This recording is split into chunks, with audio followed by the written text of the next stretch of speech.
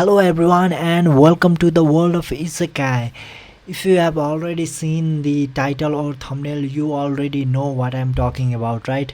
So let's get started right from the beginning. Luffy is only 7 years old and he's currently bickering with red hair Shanks to take him out into the seas for adventure, and he's really hopeful that Shanks would take him out, but Shanks, as usual, he did not care about his words and he did not want to take Luffy with him at all, and they kept bickering for quite a while until a bandit named Higuma enters the bar, and he also starts bickering, or rather he start making fun of Shanks and even pours the wine over Shanks' head.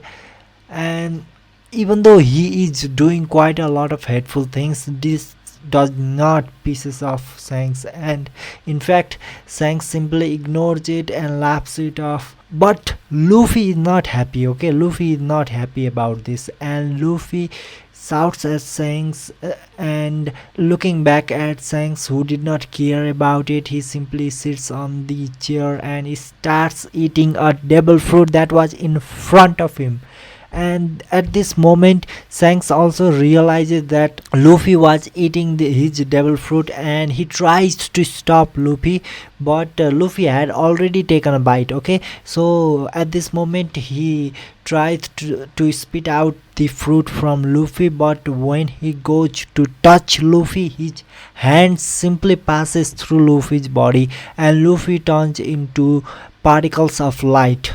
After Shanks quickly removes his hand, Luffy's body returns to being a normal body. But at this moment he was confused because he still remembers everything. He could feel his own body turning into the light, but he didn't know what exactly happened. He did not know much about light or particles or anything, or even devil fruit. So he looks at Shanks with confusion, to which Shanks simply replies that you have eaten Pika Pika no Mi, which makes you light man, and you can travel at the speed of light, you can shoot lasers out of your hands, and you can even create light constructs. And when Luffy hears laser, his eyes starts beaming and he excitedly tries to shoot laser out of his finger, which he succeeds, but the laser pierces through the bar, and he immediately realizes that it was not something he should have done,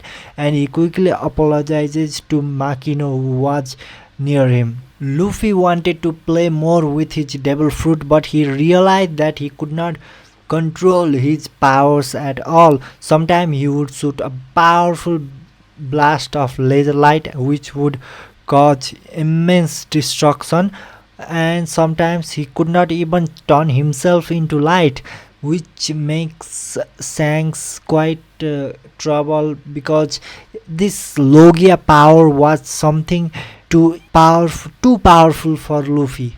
Although it could prevent him from getting hurt by those who cannot use haki, it could also cause quite a lot of destruction, and in case he could not turn himself into an element or light when his opponents attacks him, he might hurt himself. So Shanks decides to teach Luffy how to control his devil fruit properly, and for this they go to another island which was an empty island, where they started training for 2 months. Shanks was not going to train Luffy for more than that because he had his own adventures, but he did teach Luffy the basics of his power and another power called haki. Though he only introduced haki to Luffy because he had to literally punch Luffy to make sure that he could control his power properly,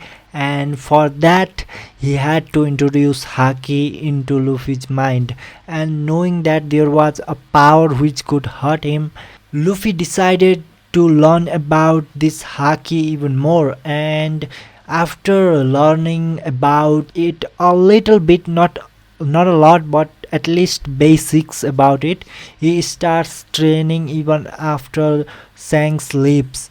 And you might ask, what about this straw hat, right?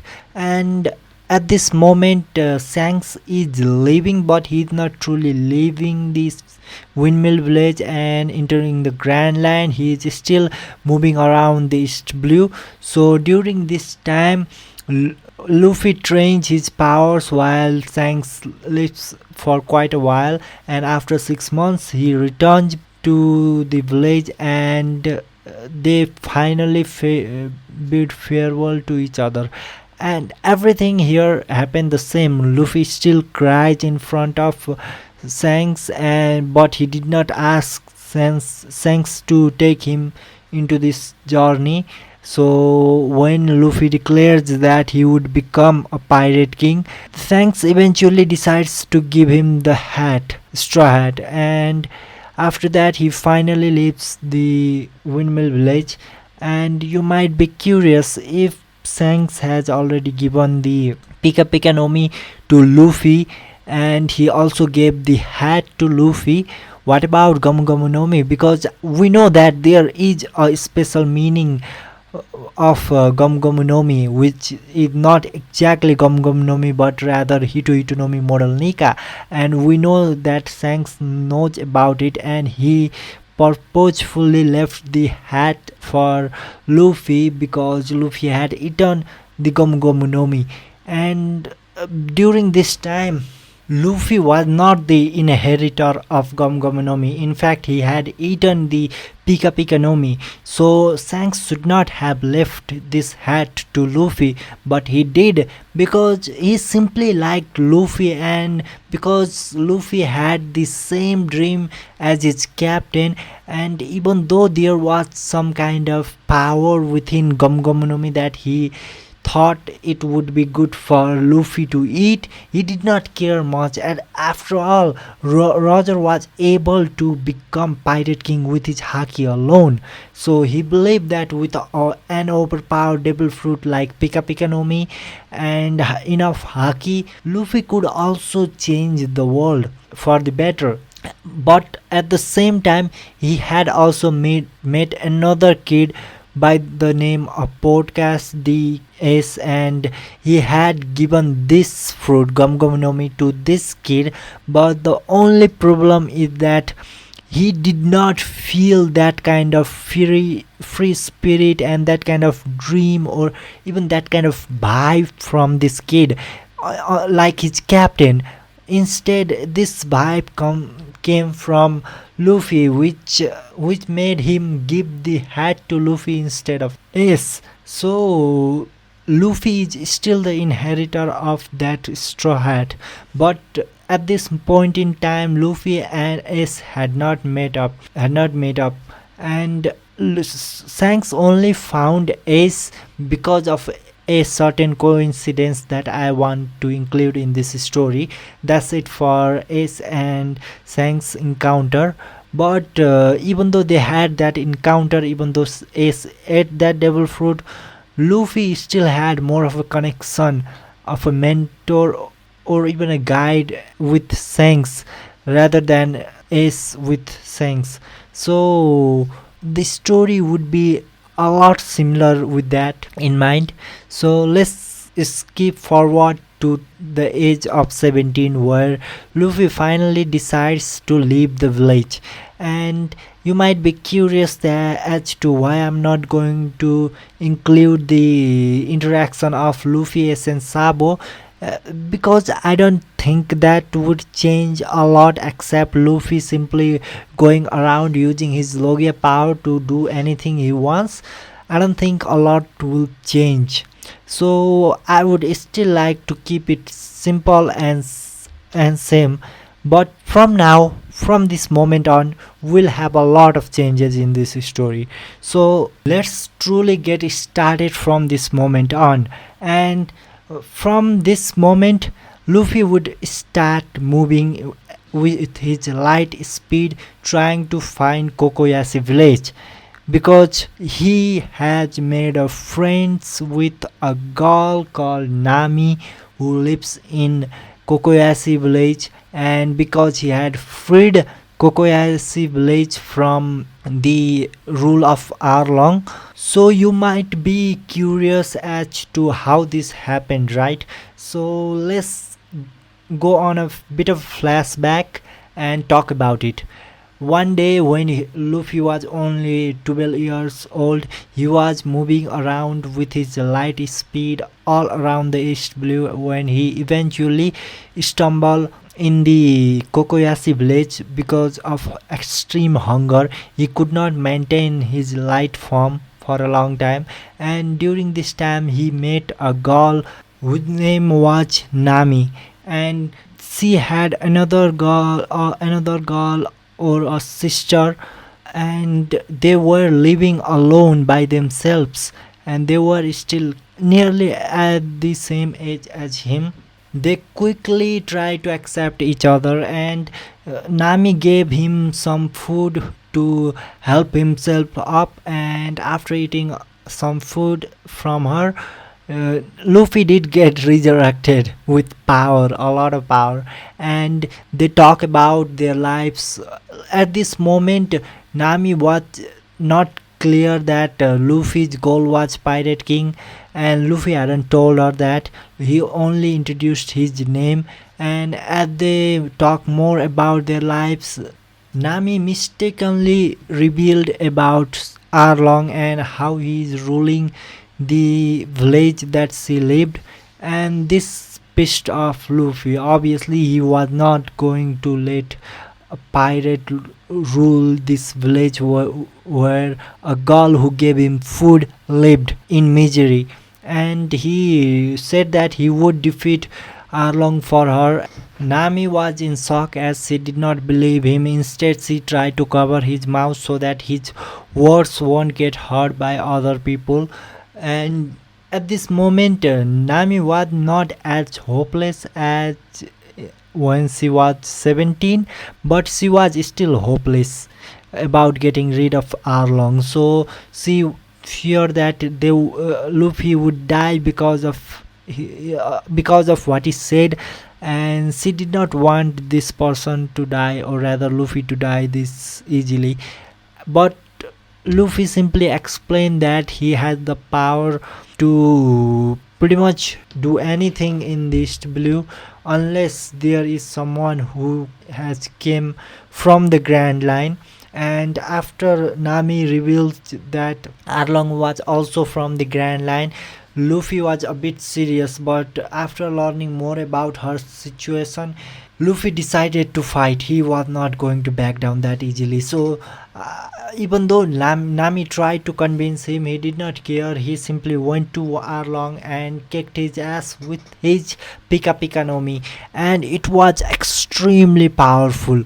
Like, with a single shot of laser, he was able to injure almost every Arlong pirates except for top two commanders, commanders like Hachi and Korobo. I think his name was Korobo, and of course Arlong too. But with his light speed kick, he was pretty much able to decimate both Korobi, and Hachi. And after simply destroying them, he also fought against Arlong. And Arlong was a bit clever with his tricks. He tried to use the seawater to fight off against Luffy, but Luffy still had a trick of his own. He was sensing all of Arlong's movements with his observation haki, and with that he was able to quickly dodge all of Arlong's attack and use his laser lights to destroy Arlong with explosions of laser light. And after Arlong tried to hide under the sea, Luffy could not control himself, and he flies up into the air. He crosses his hands and he releases his most powerful attack, blinding destruction of heaven. several of the light based attack, several of the laser lights brushed out of his arms and fly off toward the sea. Even though he was literally inside the sea, those light particles could still pierce under it and destroy his body. They were coming in such a high number that almost over 100 laser light struck him and destroyed his body inside the sea. And it also destroyed a lot of other people, other fishermen who were near him. It even destroyed some of Arlong's base, and Luffy finally freed Nami. Before that, I would like to say I did change the name of that attack and call it Blinding Destruction of Heaven instead of calling it Yasakani no Magatama, which is really hard to call. I could say it Yasakani Sacred Jewel, but I don't think it would made a lot of sense. Instead, Blinding Light of Heaven sounds way cooler. And so, for since this is the attack of our MC, I'm definitely going to make some changes into his name. And so it after that, Luffy freed Nami from the rules of Arlong. He also destroyed Arlong pirates. And when Luffy finally revealed his dreams to Nami, at first she was hesitant, but she eventually agreed to be his partner, and he got his first partner after, without even going to the siege. And she was that first partner. And now he was trying to go to Kokoyashi village to find her, because he promised her that after he turned 17 he would find her and they will sail together into the Grand Line. And this is where I'm going to end this video right now. If you really enjoy this video, don't forget to subscribe and like this video, and if you want more, comment down below. Hello everyone, and welcome to World of Isekai. And today I want to talk about what if Luffy ate Pika Pika no Mi instead of Hito Hito no Mi model Nika. And this is the part second, and if you have not listened to the part 1, you should definitely check it out. And without further ado, let's start this video. And Luffy is currently sailing, or rather flying in the air, because his boat was broken by the hurricane. And when he tries to find a proper place to land, he sees a massive passenger ship that was getting attacked by a pirate ship. So he decided to land there and help out the passengers of the passenger ships, because he did not like killing and hurting innocent people, simply to say. So he decided to act, and when he landed on the pirate ship, everyone was shocked because they did not even see him coming. And those pirates started asking him about his identity, and Luffy simply reminded them, or rather replied sorry about my English. Anyway, he simply replied, "My name is Monkey D. Luffy, the soon to become Pirate King." And after that, he simply turned his leg yellow or bright, and then he suddenly disappeared, appearing next to several pirates. "Have you ever been kicked by the speed of light?" This was the last sentence they heard before a powerful kick struck them so hard that all of them flew out from the ship into the ocean, and they also exploded. Like the light particles exploded, causing almost all of them to be burned by that explosion. But thankfully they landed on the ocean, so they might survive. Who knows, we are not going about them anymore. So Luffy, after defeating them, decided to defeat the captain of this pirate ship, and he finds it really crazy that obese looking woman who is not only fat but also really ugly, calling herself the most beautiful woman in the world. And suddenly he remembers a cute girl that he met a long time ago was 100 times better than this, and but he was also a little bit afraid because he hoped that this his the girl that he met previously would not turn out to be just like her. Anyway, with that in his mind, he suddenly uses a light speed kick and kicks Alvida to the sea once again. And now there are no more pirates in that pirate ship, and only except one, that is a little boy with a pink hair who was shivering in fear. And when Luffy saw him shivering so much in fear, he decided to ask him why he is such a coward but also a pirate. And then Kobe simply replied that he is not actually a pirate, but rather he was forced to become a pirate with them. In fact, his dream is to become a marine. So, although he said that, Kobe began to feel fear because of his ambition, and at that moment, Luffy simply smacked his head and said, "If you don't even have the courage to believe in your dream, then you should simply just go back and live your previous life."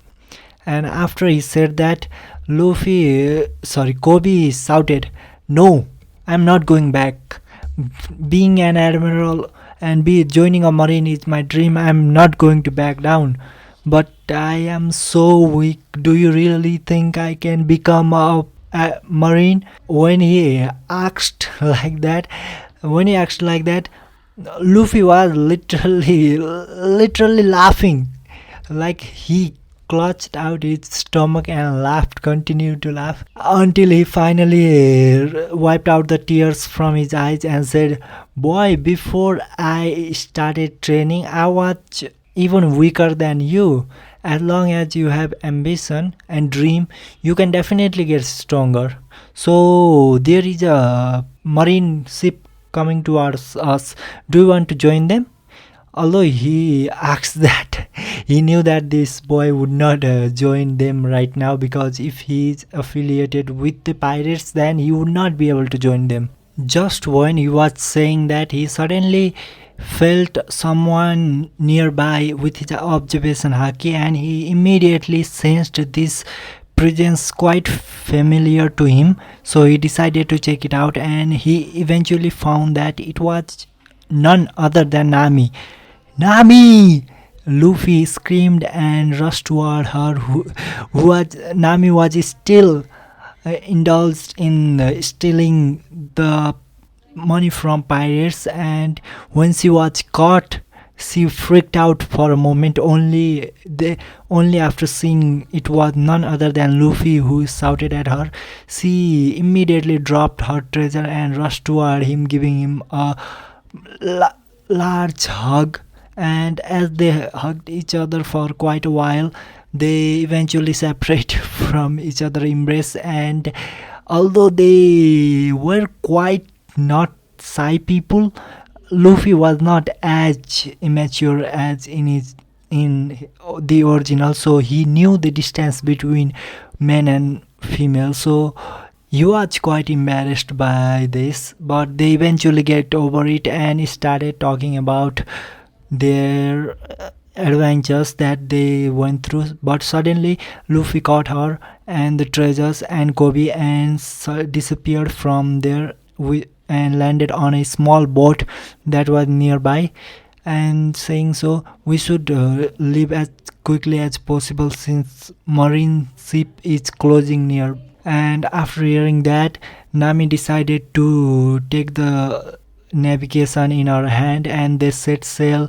toward the Selch town. It is a Selch town, and while they were sailing toward it, Nami and Luffy talked about their past, like after they separated from each other. Luffy had not a lot of adventures, but Nami had a lot, because even though she no longer had to get money the for the village, she still did not abandon her job. She still kept stealing from the pirates, and she gathered quite a lot of money. And this time her motivation was not to save the village, but instead to help Luffy buy a powerful ship and help in his future adventures, because she knew that Luffy was not a kind of person who would steal from ordinary people and civilians. So she had to find a way to save a lot of money. And after knowing that, Luffy almost burst into tears in her arms. And like that, they continued their journey to Cells Town, where they eventually decided to talk to Roronoa Zoro, because Nami already knew about him, but Luffy did not. So when Luffy got news about a powerful swordsman in Cells Town, he decided to invite him. After all, it doesn't matter if he was a bounty hunter or not. At least Luffy does not have a bounty right now. And more importantly, if this man was good, he would do anything to invite him. And that's how Luffy decided to enter the marine base with Nami. After entering the marine base, they eventually find Zoro, and they decided to invite him from there. He was still stuck to a pole where he was binded by some ropes, and Luffy could easily untie him, so he decided to invite Zoro instead of letting him die here. But Zoro was hell-bent on not joining pirates, and he believed that he would be able to survive this trial. But at this moment, Nami interjected, "Do you really believe that fool? He's a fool, arrogant fool who would not care about his promise. A person like him would not let you out, especially knowing how dangerous you are. He would probably let you starve until that day and eventually execute you. If that's what you want, then fine, you are free to reject us. But if you don't want to die here, then you are welcome to join." And Luffy is not a pirate like other. He will not. Even I used to hate pirates, but only after knowing him, I decided to become his navigator, because I know he would not become a scum like other pirates. So, would you still reject us? After getting questioned by Nami, Zoro was confused for a moment, because he had some belief that Nami was telling a truth, and he knew that bastard boy would not care about his life. So he thought for a moment and nodded his head. "If you can get back my sword from the marine base, I would join you." And as soon as Luffy got his confirmation, Luffy instantly turned into light and disappeared and reappeared inside the marine base. Not actually inside, but rather on the rooftop. So where he find Morgan and other soldiers trying to erect Morgan's statue on top of the marine base. Seeing this, he frowned, because this was not an act that Marines should be involved with. Marines are the caretaker of justice. He knows from his grandfather just how Marine ranking works. Even Vice Admiral or even Admiral won't get a chance to erect their own statue unless they do something that was rather unexpected for a Marine. That is, they terrorize the people they were supposed to protect and became a tyrant. And this was exactly what Morgans was doing. And knowing just how much of a respectful man his grandfather was, and just how much pride he had in his justice, Luffy could not stand anymore. He simply raised his foot and turned it bright yellow and struck this statue in half. As soon as those soldiers saw him doing that, they immediately backed away, and Marine Morgan immediately shouted, shoot that bastard!" And when they get the permission to shoot, they immediately shot at him, but Luffy was simply using his light powers to turn himself into light, and those bullets easily passed through him. But because they were shooting from all around him, some of them were struck by the bullet and they were rendered useless for the upcoming battle. Of course, this was not going to be an even a fight for a Luffy, because he simply flied into the air and he simply shot Yasakani no Magatama, his most powerful move, and destroyed the upper rooftop of the marine base in an instant. Those light particles were not only fast and bright but also extremely destructive. After destroying the marine base top, he immediately landed next to the destroyed part of the base where Morgan was on the ground. He simply raised his foot and said, "A scum like you is not worth living." And after that, he simply sliced his leg down, which has turned into a hot plasma that sliced Morgan's neck, at least to half of it. And after killing Morgan, he immediately went to the Morgan's office and he found nothing. He went to other office as well. He did not find anything until he eventually found the three sword in a strange room that does not look like a marine soldier's room. And after thinking for a while, he felt like this was that Helmepoch guy, or rather that Helmepoch room. So after taking those swords, he returned back to where Zoro was, and Nami was a little better, but Zoro was simply staring at him with wide eyes as he could not believe someone could do such a powerful attack. And after Nami had already explained him the devil fruit, but he was still in disbelief. So Luffy had to re-explain his devil fruit powers, and finally they cut his ropes and they went to Rika's bar, where they eventually ate some food and they decided to sail once again. They still had not bought a proper ship, so they decided to go to a nearby town where Buggy was living, because while he was searching through different rooms, he found Morgan's room where he found Buggy's portrait instead of Grand Line's map. So he decided to go to Buggy and snatch the Grand Line's map from him and then set sail once again to find a ship. Because Nami had already collected a lot of money, they knew they would be able to afford a ship. And so after landing on Orange Town, they immediately found Buggy Pirates, and they immediately fought against Buggy Pirate as well. This time, though, it was not Luffy did not break a single sweat against Buggy. In fact, Buggy was not even able to land a single hit on Luffy because of his devil fruit powers.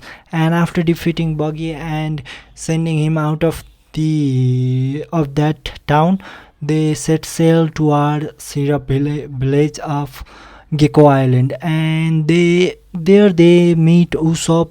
Everything happened the same way it should have been, and they eventually got their boat after defeating Kuro.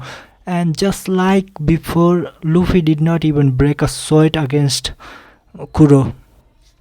And after that, they finally decided to go and visit Kokoyashi village before setting out for the Grand Line. But while they were going, they found that they lack one person, which is a really important member for the ship, which is a safe, and they decided to go to Baratie and hire a ship.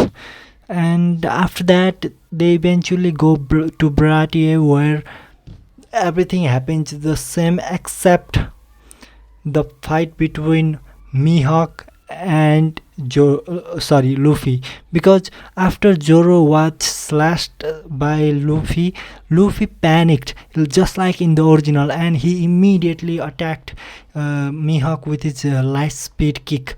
But Mihawk was able to immediately counter it with his haki infused attack, and although it did not land quite well on Mihawk, Luffy was quite fast, so before even Mihawk could react, he immediately shot a powerful laser sword at him, which Mihawk easily blocked. But before Luffy could continue, this time Zoro shouted from afar, and finally everything happened like the way it should have been happened in the original. And they also get Sanji into their ship, and their ship finally set sail toward Kokoyashi village, where they meet Nami's sister. And after getting all those money for the ship, they decided to set sail towards the Grand Line. Their last stop would be Lockdown, where everything happens the same except this time Luffy simply thrashes Smoker onto the ground with his haki infused fist.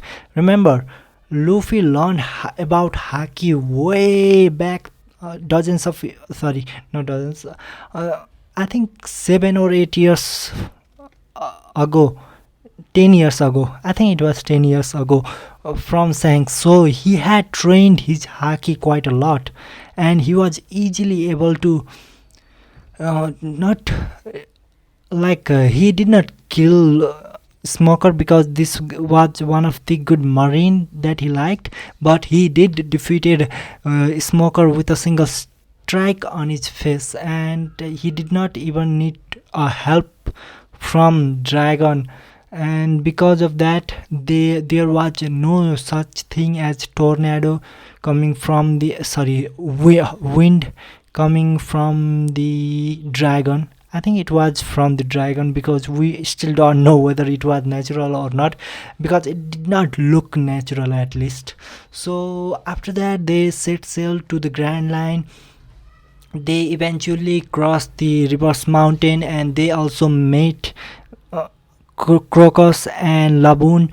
Nothing was different here, like literally nothing was different here. They eventually met Princess Bibi, and they got the task to send Princess Bibi to Alabasta, which was no different than the original. And this time there was one different thing, that was he did not let Igaram go on his own, because Luffy was pretty confident on his strength. He knew that even against someone like Mihawk, he would not lose that easily. So he did not care about Igaram plan, and so that man also hop on to their boat, and their ship finally set sail toward Alabasta before they meet Nico Robin, who simply just gave them the eternal lock pose to strike at Luffy and his crew. And after crossing the eternal pose, they decided to go on their own adventure, and they eventually stumble on the little garden where they fought Mr. 3 and they partied with the giant. After that, they finally set sail toward Alabasta with the eternal pose that they got from Mr. 3, which was no different than the original. But there was one thing that changed. Luffy was able to predict every single thing around him with his observation haki, remember? So before even mosquito could bite Nami, it was easily destroyed by Luffy's laser based attack. And because this forest was dangerous, he did not want his crew to be sick. Even so, they still visited Drum Island because of something that Wapol do, which enraged Luffy. Luffy had already decided to make Wapol go back to Drum Island, make him apologize to his people, and then throw him into the sea. That was his plan. So he followed that plan. He went to Drum Island. He decided to make Wapol apologize to the citizens of the Drum Island.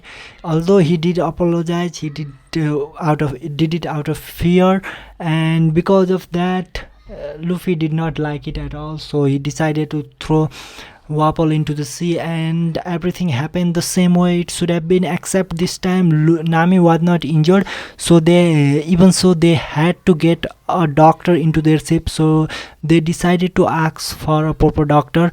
And since the best doctor in the Dram Island was on top of mountain, they decided to go there.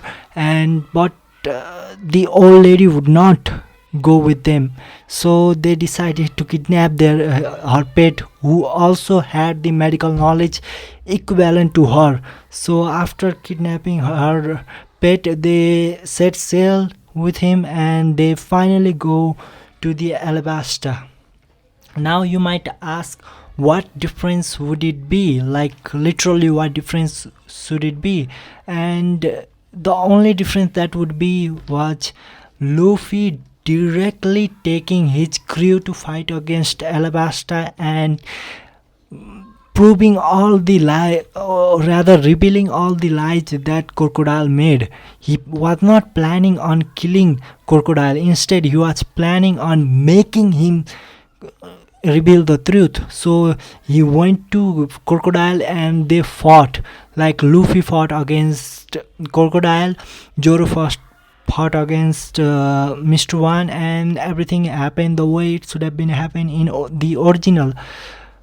And this time, though, Crocodile was in no luck. Luffy not only knew all three kinds of haki, but also had Pika Pika no Mi, which was a pretty overpowered fruit, to be honest. So after easily defeating Crocodile, he did not torture Crocodile, but he did everything he could to make Crocodile reveal the truth.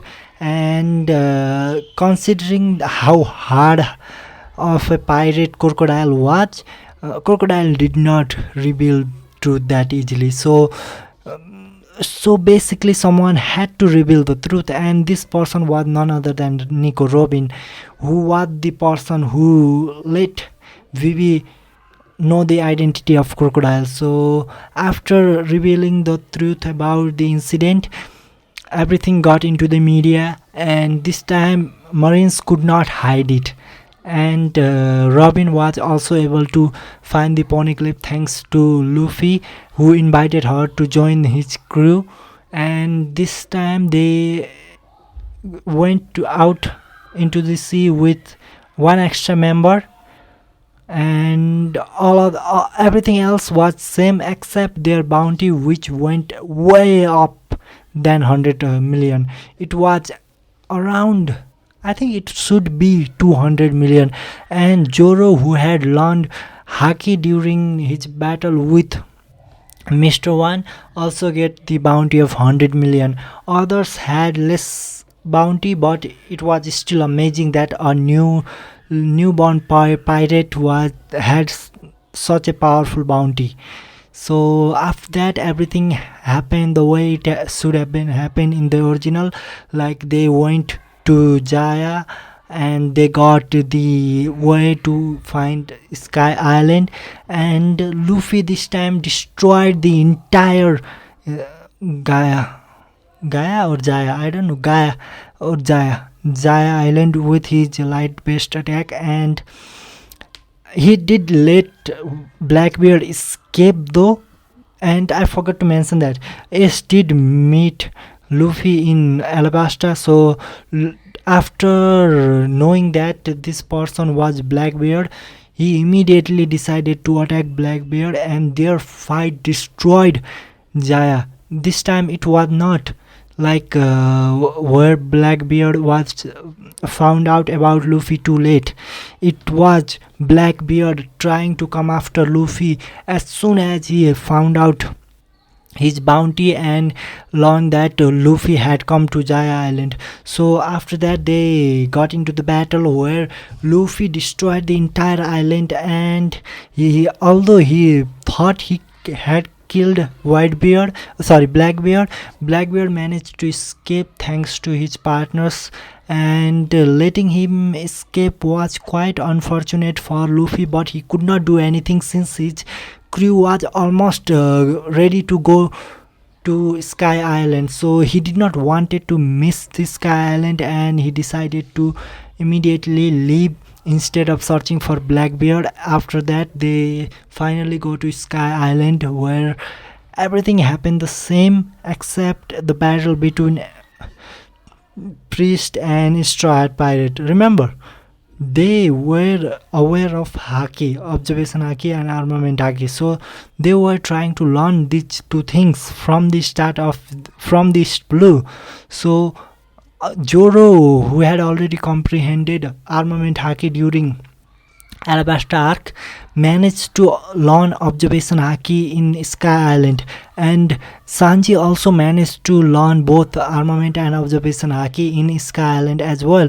Others were still clueless about it, but they also did improve in their strength, and after defeating Enel, Luffy managed to push his observation haki to much higher level, which was future sight, that he had not been able to train for quite a while, since it required him to get into a position where he had to literally dodge the lightning based attack, the speed that was only comparable to his light based attack. So this helped him improve his observation haki to future sight, and finally they finished Sky Island arc, and they went to down to Water 7 where they had to replace Mary because of her condition, and this happened the way it should have been happening, but except this time Usopp did not try to complain against Luffy because he knew that he could not even touch Luffy, much less defeating him. That was a pipe dream. So he simply tried to beg to Luffy not to abandon the ship, but Luffy knew that it was impossible for her to sail, so they decided to abandon her, and Luffy decided to give it a last funeral before deciding to purchase another ship. And while this was happening, Robin got kidnapped by CP9, and Frankie also got kidnapped. As soon as they heard the news, they immediately decided to chase after Robin, and knowing that she literally sacrificed herself for them, so he was even more angered. So as soon as they reached Annie's lobby, he immediately reached the sky and crossed his arms. Thousands and thousands of the light particles appeared in the sky, and they just destroyed the half of the Annie's lobby with a single attack. That was his most devastating attack that he had ever launched in his entire life, and it destroyed half of Annie's lobby. After that, he started to make Robin believe that they would be able to fight no matter who their opponent would be, and she should not just die for them. And after convincing Robin, as in the original, they finally decided to fight, and they were just about to fight when two people suddenly appeared. These two were the main reason why Robin was so afraid, and as soon as she saw them, she asked Luffy to leave, but Luffy was he was unfazed by these two people, even though he knew that these two were like dozen times stronger than this CP9, but he still did not care because his goal was to take back Robin, and he would do anything to take her back, and he instructed his team to take care of CP9 while he takes care of these two people. And these two were none other than CP0, and they were extremely powerful. Okay, but even though they were extremely powerful, Luffy was not just a kid with a little bit of power and high ambition. He was a kid with high ambition and a lot of power. So as soon as the battle started, those two CP0 agents started showing their Rokuseki technique, while Luffy was using his light-based attack to block them and attack them. He also used his future sight, which immediately made him superior to them, because both of them did not have future sight. They were trained in Rokusoki, armament haki, and observation haki, but it was not a future sight. So battle was slowly tilting toward Luffy, but at this moment he noticed something.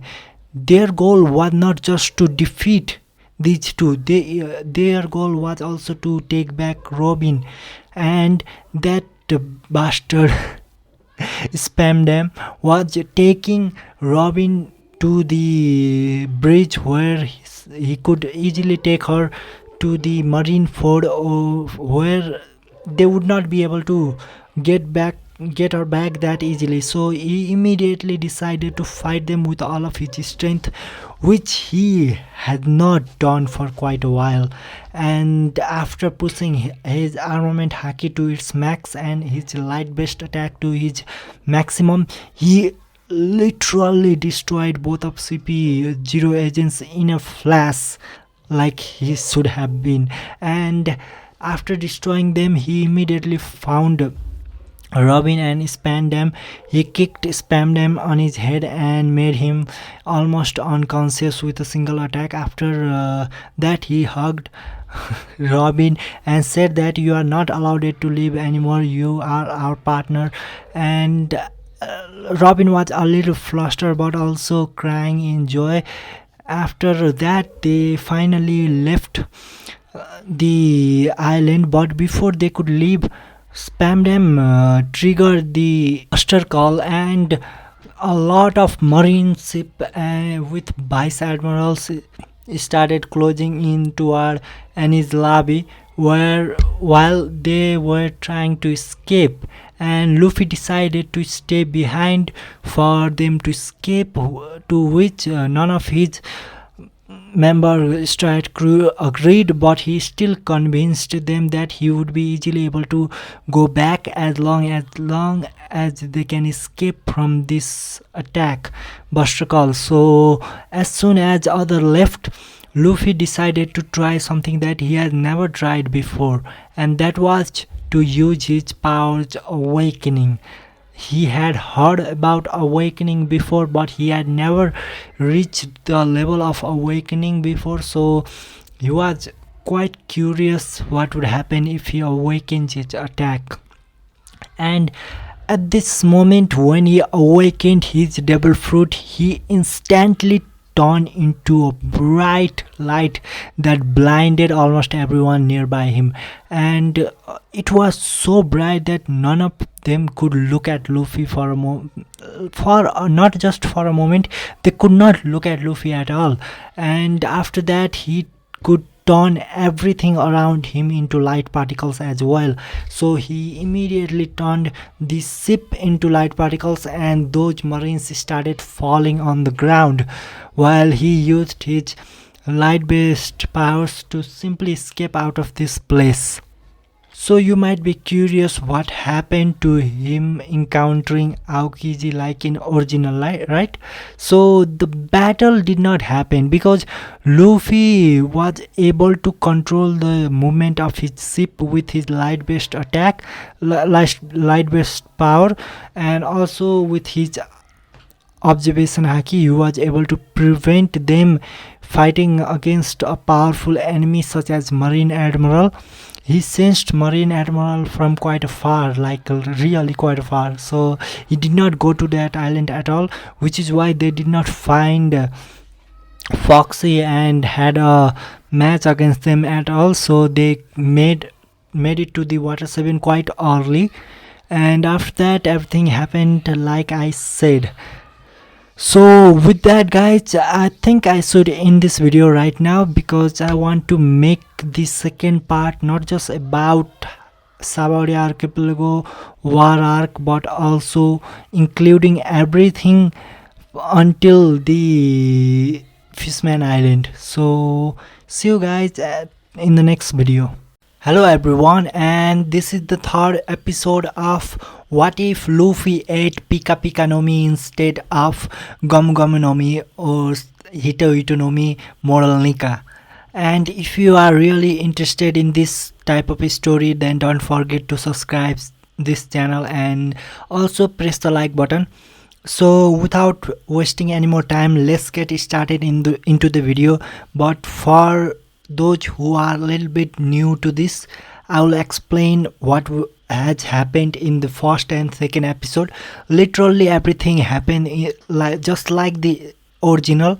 There was literally not a single change in the story, except Luffy saved Nami from Arlong way early, like when he was only 12 years old, because he was training his flying with his devil fruit. So he ended up in Kokoyashi village and saved Nami. She also promised to be his navigator, and from that he managed to invite Zoro, Usopp, Sanji, Chopper, and finally Nico Robin. And at Annie's lobby, or rather Water 7, he also managed to invite Frankie into his ship. And now we are heading to our thriller bark, where where things will finally change a little. Okay, so first thing that is going to happen is Luffy would obviously pick a fight with Moria, because he would not allow these zombies to simply exist here, where their soul could live somewhere else with their real masters. So Luffy would pick a fight with Moria, and he would defeat Moria with rather ease. So this is where things would change a little. Okay, up until now Luffy had a little bit of difficulty as the time progressed, but this is where difficulties suddenly went down.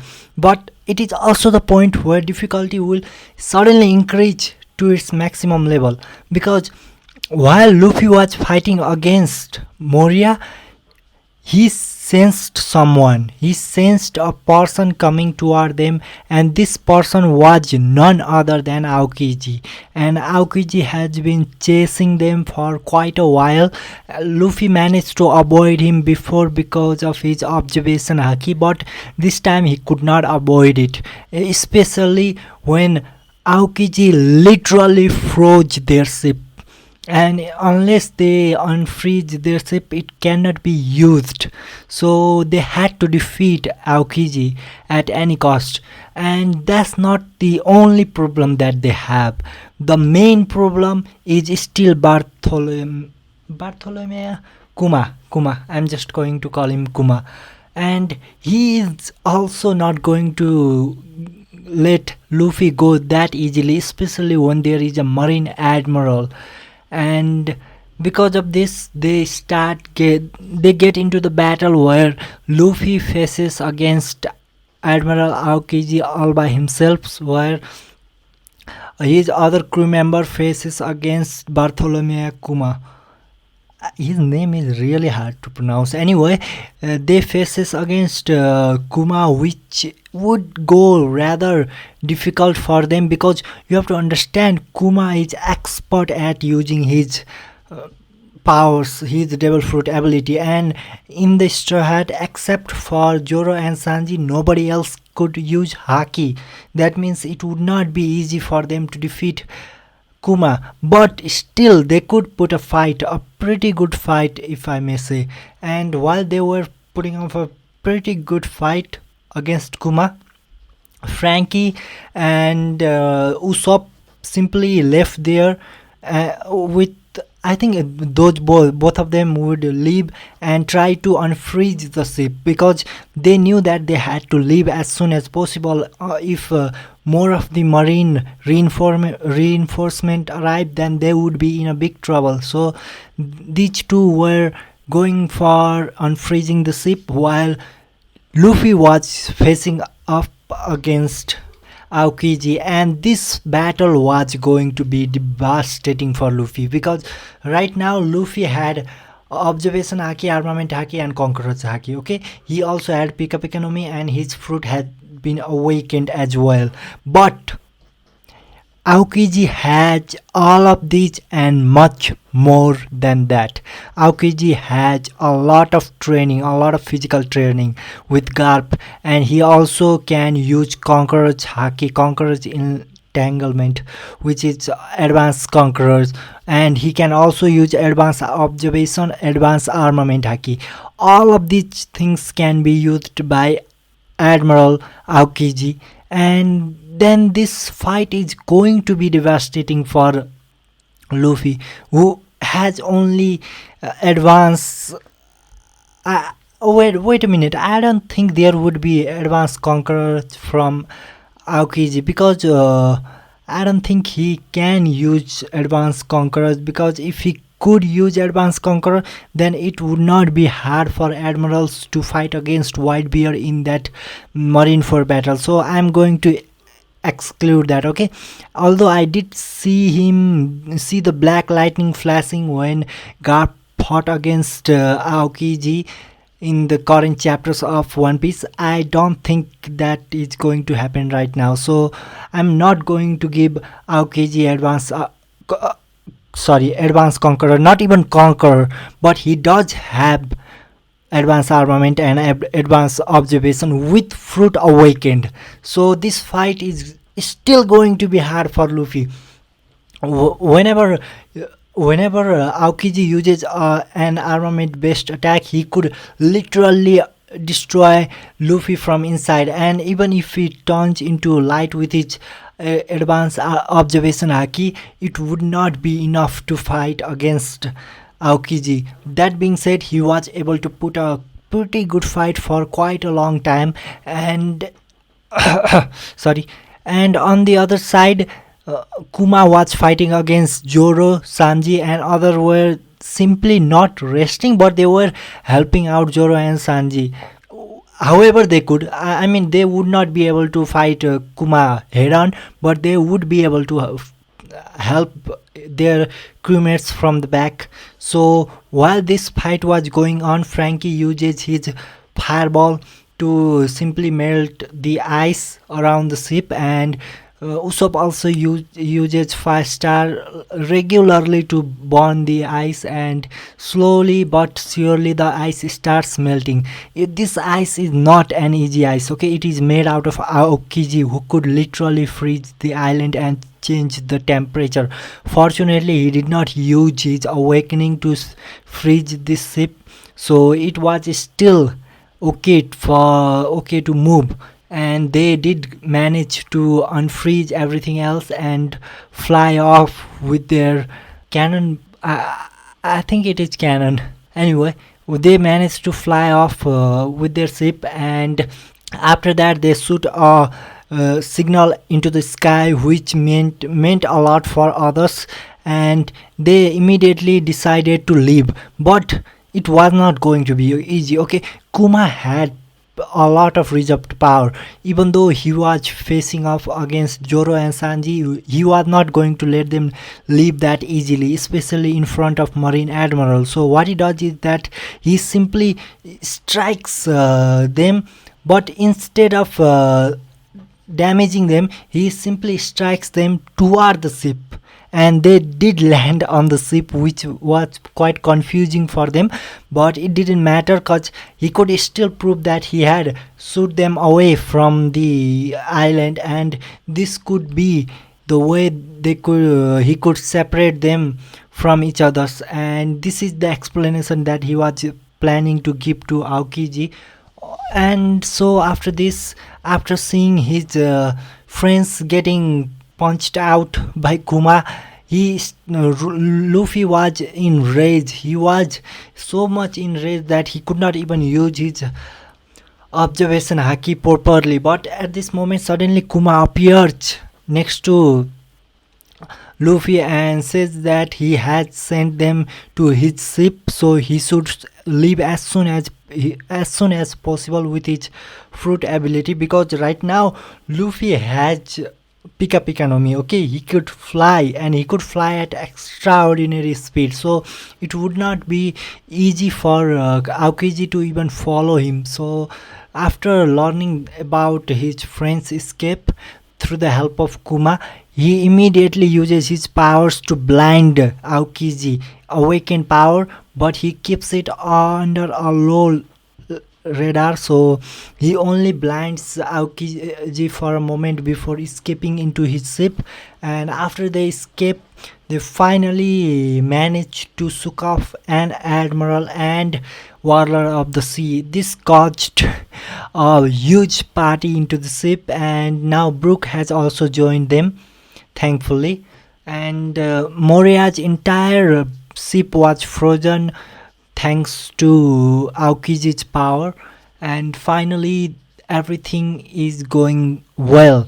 But what they did not know was that there was another ship that was chasing them, and this ship also belonged to Marines, except this ship did not have any admiral. So Luffy simply went up to the sky and shot out dozens of laser beam from his arms and directly destroyed this ship. But just when this ship was almost devastated, a powerful punch moved toward him. It was so much powerful that it instantly destroyed all of his attacks, and only then Luffy's expression extremely changed. He immediately asked Frankie to shoot the ship into the sky and fly off as soon as possible, because the person that was chasing him was none other than Vice Admiral Garp, his own grandfather, and he knew just how powerful his grandfather was. Garp, however, did not chase his grandson. He managed to destroy most of the Luffy's laser attacks, so his ship was barely damaged. He was just happy that his grandson was able to fight off against an admiral level character, and this was not something to scoff at. Okay, admirals are not an easy target, and his grandson, who was only 17 years old, was able to fight off against an admiral and run away. So he was very proud of his grandson. And after that, nothing really did change. I don't think anything changed. They still found Kemi. I think her name was Kemi. They still found Kemi and the starfish, and they did go to Sabaudi archipelago, where Luffy still attacked Celestial Dragon, though this time he did not punch the Celestial Dragon, instead kicked him so hard that he almost killed that Celestial Dragon. And this caused quite a lot of reaction. They met Rayleigh and they started talking about everything. Luffy still said what he had said in the original, that he wants to become Pirate King because Pirate King is the freest man in the sea, so that is his goal. And Luffy still liked this kid. Luffy still liked Luffy. Really still liked Luffy because he reminded of his captain, and this got him the favor of Luffy.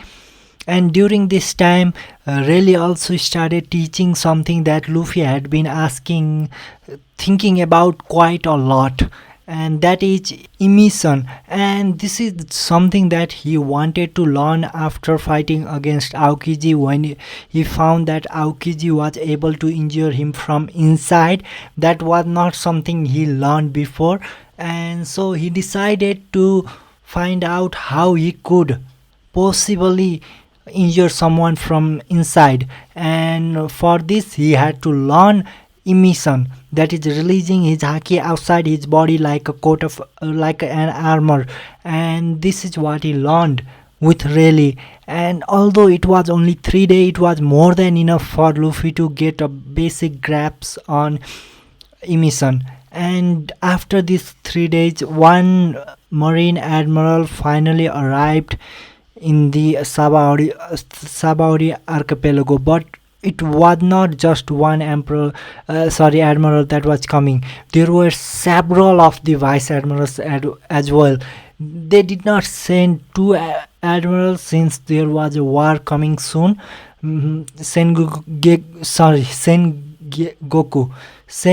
did not want Marines to face an a 4 emperor level character with 2 admirals missing, so he decided to send only one of them, and that person was none other than Kizaru. Okay, yes, we are finally going to see Kizaru, and the first thing that he does after arriving is that he simply transforms into a divine angel that grants him the power of light and healing and wings.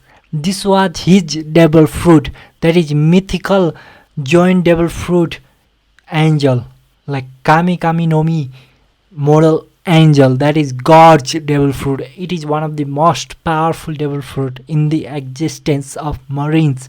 So it was quite powerful, and now he had to fight against Luffy, who had eaten Pika Pika no Mi, which was the superior fruit of his light based attacks.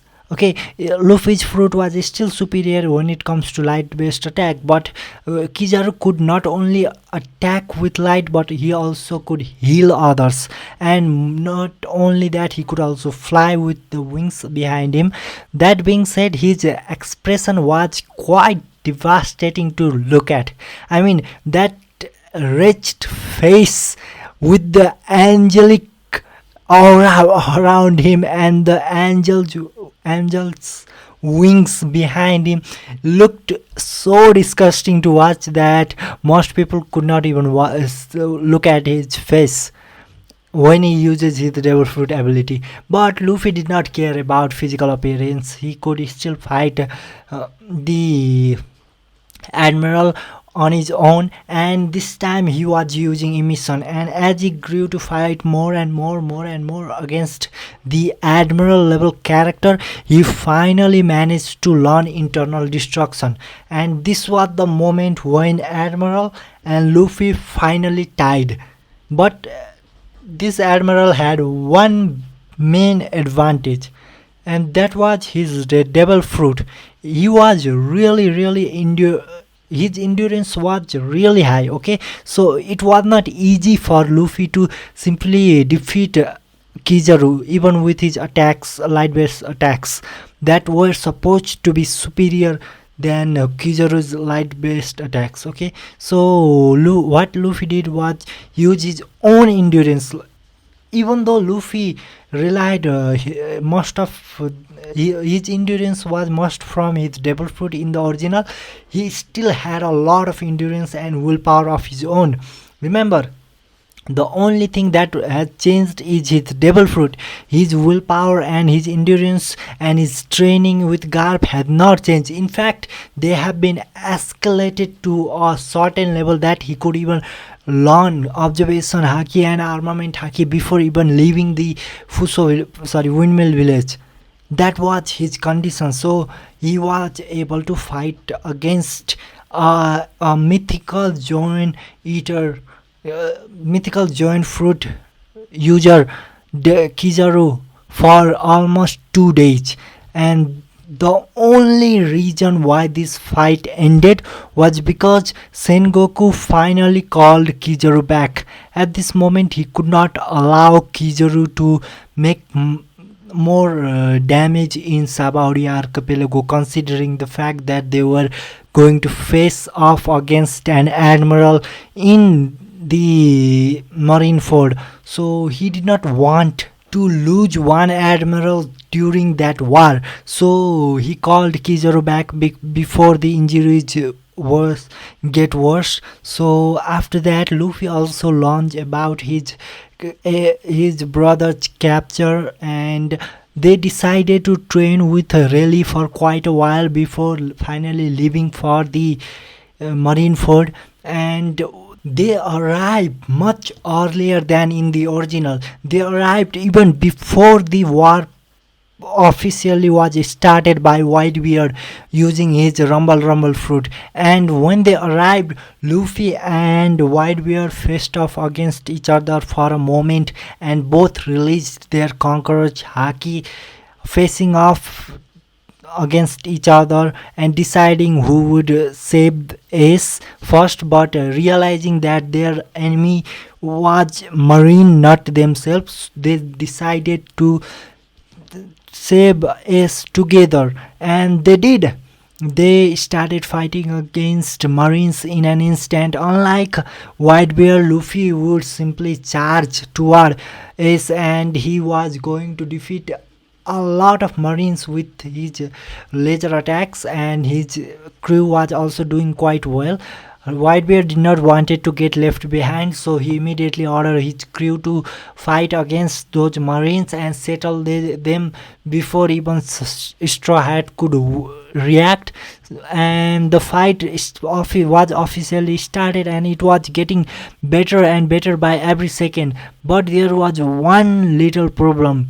Admirals were not going to let this happen that easily, and at this moment Kizaru suddenly appeared in the sky and released his holy aura that covered the entire Marineford and started healing those injured Marines at once.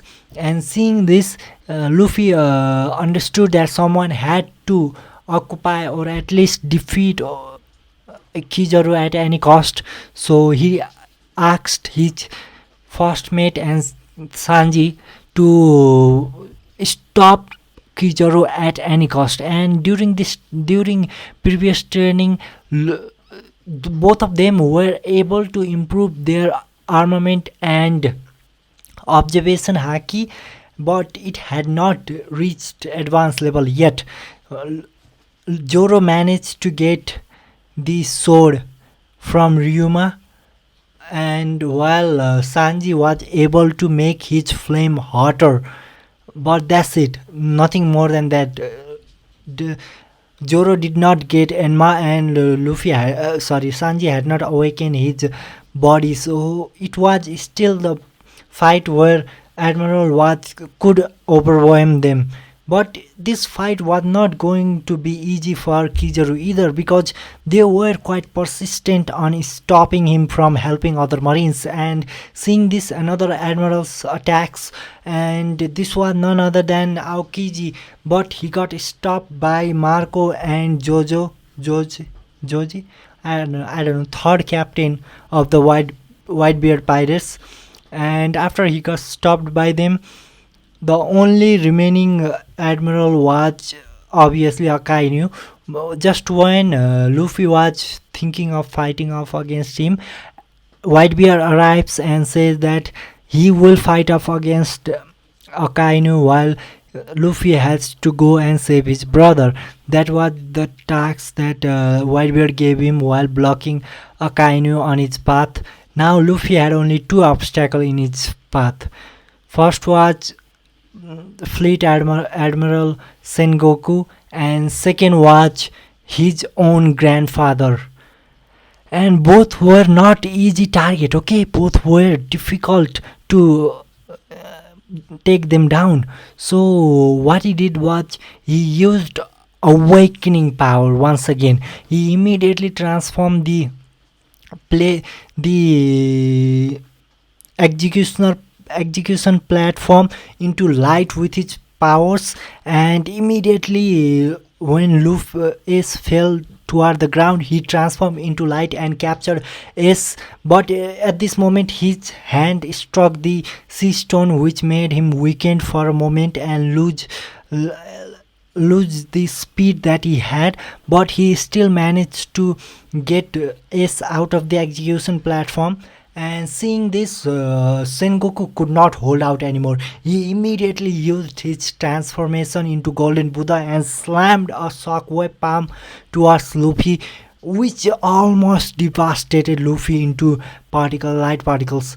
And but he was still able to pull that pull off a pretty good block with his emission, and also his devil fruit ability, obviously.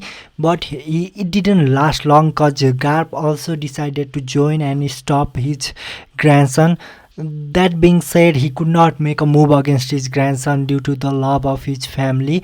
And seeing this, Sengoku decided to take the matters into his hand and use all of his strength to defeat Luffy and kill both of them right now. So when he was going with the kill in his mind, Luffy suddenly transformed into light and took threw S away. And while he was still transformed into light, he released one of his most powerful attack that he recently learned with his teacher Rayleigh.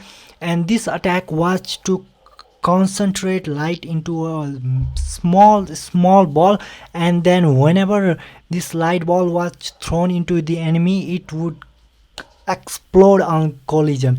And seeing this explosion through its future sight, Sengoku was almost terrified for a moment. He did not even dare to face off against that light ball for a moment, because if that explosion goes off, almost half of the entire Marineford would go down, and this would cause a lot of trouble for them. So what he did was that he immediately pulled a piece of earth, or rather piece of ground, from the ground, and then he threw it toward the light ball, while he still used his own shockwave power. And when the piece of earth and light bulb collided, the explosion occurred. It was massive explosion, but before it could hit any of the marines, he used his shockwave powers to block all of that explosion in the place. And this explosion only attacked the pirates and some of the marines behind Luffy, and this was pretty good for marines, because this caused quite a lot of damage for the pirates. And Luffy was not blamed for this, but he still felt guilty for that, and so he decided to go all out. At this moment, he could not stop until they could leave, so he decided to give the order to leave at once. And just when he was going to use his awakening to its fullest extent, Whitebeard stopped him and said that, "Brat, you don't need to do anything anymore. This is the battle for Whitebeard pirate, and I am going to end it with my life. There is no boat that can carry me in this new era, so this is where I am going to end my life." Saying so, he used all of his powers, and remember, this time he was not attacked from his own crewmate like in the original, so he had a lot of power in his hand. He used all of his power and directly separated the pirate from the marines with a large gap between them. And this caused Luffy to frown, because he did not want this man to die that easily. But he also could not stop right now, because his crew was almost devastated by that attack. He could not bear the guilt of losing his crewmates. So what he did was he tried to leave as soon as possible, but just when he was leaving, he heard a sound from the back, which was none other than Akainu. Akainu was not taunting Luffy. Obviously, he was not going for Luffy. Instead, he was going for Ace, whose sea stone handcuff were already removed, so he was moving freely. And he also had a simple discussion with Whitebeard as well, and he already knew Whitebeard's planning, so he was going to leave as soon as possible. But hearing the taunts from Akainu, who was simply insulting his father, at least his father figure, and this enraged Ace just like in the original, and he did everything he could to defend Whitebeard, but just the words were not enough. They started fighting in an instant. Luffy, seeing this, was a bit irritated because he just saved Ace and now he's fighting against the Admiral. Obviously, he would not be able to win against the Admiral right now. So he did not know what to say about his brother, but he made sure that his crew leaves as soon as possible. He also promised them he would leave as soon as he takes away Ace, and he also made them promise him that they would leave without looking back, and he was still uncertain that he would be able to leave that quickly, but knowing that his crew would not be able to fight anymore, he did not want them in this battle. So he immediately asked his crew to leave while he went to save his brother. But the fight was getting devastating between Akainu and the Ace obviously, and while he was going for saving Ace, he got stopped by Aokiji. Okay, Aokiji obviously would not let him go that easily, and this caused them to fight once again. And this time, Luffy, who had the power equal to that of an admiral, was putting up pretty good battle against Aokiji. But at this moment, after a few minutes, or even not few minutes, only 5 minutes later, he noticed something. Ace was no longer fighting. Yes, Ace was no longer fighting. There was a huge fist that had pierced through Ace's entire chest, and this shocked Luffy. Like, he could not even react for a moment. His mind went blank, and at this moment, a powerful burst of Conqueror's Haki silenced the entire Marineford. It was so overwhelming that even the likes of Vice Admiral could not stand for straight. Even marine admirals were frowning at the power of this Haki. And Luffy could not be stopped at this moment. He was enraged so much so that he instantly used his awakening to his fullest extent, transforming the entirety of the surrounding into a powerful light domain. This domain which can be controlled by him. He reached out into the sky and grabbed a massive sword made out of light and slammed it toward Akainu, who managed to deflect it with his powers, but it was not enough. Okay, Luffy's attack was devastating. He instantly broke Akainu's attack and made a powerful slash on his chest. But that did not stop here. He was slamming swords after swords on the Marineford that even his own grandfather had to struggle to stop him. And at this moment, suddenly a powerful Haki burst out, and this Haki was similar at the same time, so powerful that even Luffy was shaken for a moment. And at this moment, a person suddenly appeared in front of Luffy and Whitebeard as well, because although Whitebeard was not dead, he was in his deathbed, so he could not truly make any change. And seeing his son die at the hands of Akainu, he did not want to stop Luffy at all. And looking at the outburst of Luffy, why Blackbeard pirates could not enter the Marineford at all. The entire surrounding was a domain of light that Luffy could control with his powers. And this caused quite a powerful reactions from the marine, because everyone was fighting against Luffy, and Luffy was fighting against everyone with his power, but he was not backing down that easily.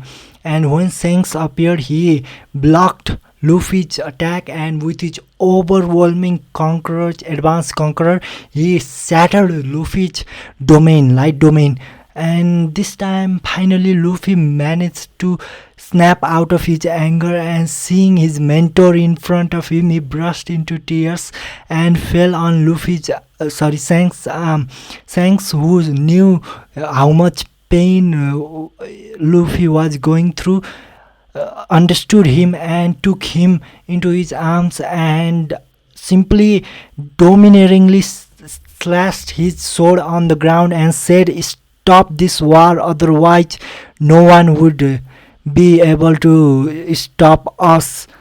And after that, there was commander Yonko commanders behind Shanks, and Marine had no choice but to stop this war. Even Whitebeard managed to leave despite being in his deathbed, and of course Ace was still dead, but they did get his body, and because of his anger and physical exhaustion of using his light domain, Luffy finally fell into a coma. Although he was not injured, he still fell into coma, and he as the red force sailed away from the marine fort, they eventually meet Luffy's crew, where Luffy finally gave Shanks finally gave Luffy to them and decided to leave and wait until Luffy finally becomes even stronger and returns the hat to him.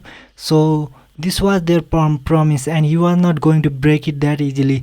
So he decided to leave at that moment with Whitebeard pirate, while Straw Hat pirates were counting on Chopper to bring Luffy back from coma. But even though he did came out of coma after 5 days, he was so much exhausted mentally, like he did not want to bring out his anger on his crew, but he could not feel any warmth or happiness. His mind was filled with sadness, and finally Luffy was convinced by the existence of his crew and Rayleigh, who said that even though he lost everyone, he still had his friends. After Luffy snapped out of his anger and sadness, he decided to take rest and break from his sailing for a year, and they decided to stop in with Rayleigh. Obviously, he was planning on helping them get stronger. So they decided to go to Hancock. What was Amazon Island, and they met Hancock, and Hancock was impressed by Luffy. Okay, she was certainly impressed by Luffy's power and also his will to strike a celestial dragon without even any fear. So she definitely is going to agree easily. But she also tested her power on Luffy, and it was not even close to affecting him. Although Luffy had quite a lot of thought about female and marriage and sex, anything like that, he still was not a lustful person, so he was not going to be affected by her powers that easily, especially when he had a lot of armament haki around his body. And so after that, they started training on Ryukena. I don't know what was the name of the island that they trained for. Luffy trained for 2 years. I don't remember properly, but they did train for 1 more year, and after a year they finally left for the new world, where they would meet 4 emperors. And this is going to be much early than in the original timeline, so this is going to be amazing. Okay, let's see how Luffy had developed his powers and skills. Let's see how his crew has developed their powers and skills during this 1 year time skip, and let's continue in the next video. Thank you for watching this video, and also don't forget to subscribe if you like me talking about One Piece What If and Naruto What If. See you. Hello everyone, and how are you guys doing today? I am back with the another episode of What If Luffy ate Pika Pika no Mi, and this is part fourth. I think yes, this is part fourth, and I am really excited to talk about this part because here we finally move on to the new world, and straw hats are ready to set sail after 1 year of time skip. And nothing really major happened during this time skip except some fightings during the time they spent with Rayleigh. They did encounter a pirate called World, and they had to defeat him. Luffy rather easily defeated him, and after finally a year, they finally set sail to the new world. And first they had to go through Fishman Island, and you have to understand one thing about Fishman Island. The arc that was going to happen, like how Hori was going to revolt revolt against Dragon Palace and the king and princess, that is not going to happen right now. But there is one thing that is deeply going to happen. Luffy would pick a fight with Vandecker, and this is going to happen because of Shirahoshi. Luffy is not going to let Shirahoshi spend the rest of her life inside a cage. That's not Luffy's way of living. So he is going to pick a fight with Vandecker, and with his speed and power, it makes no sense for Vandecker to even put a little bit of fight against him, Luffy. So this battle ends really quickly. It ends in an instant. But this also sparked a battle with Hody Jones, because Hody Jones has been collaborating with Vandecker for quite a while, and now that a human defeated his teammate, Hody Jones would definitely fight against Luffy and his crew. But here is a problem, okay? Horizon is still a fishman, and he although he is viewed as a bad guy, at least among fishmen, he is not a human. So they would trust Horizon more than they would trust Luffy and his crew. So Luffy and his crew would not try to fight against Horizons at this moment, because they don't want to fight against entire Fishman Island. And since this island was also under Big Mom Pirates, they had no choice but to decide to leave right now. But here is a fun thing. As they left the Fishman Island, something happened in the Fishman Island. Hody Jones kidnapped the king and the princess, and he decided to execute them. And it was at this moment Luffy and his crew finally returned to Fishman Island, and it turns out they never left. Like, they literally never left.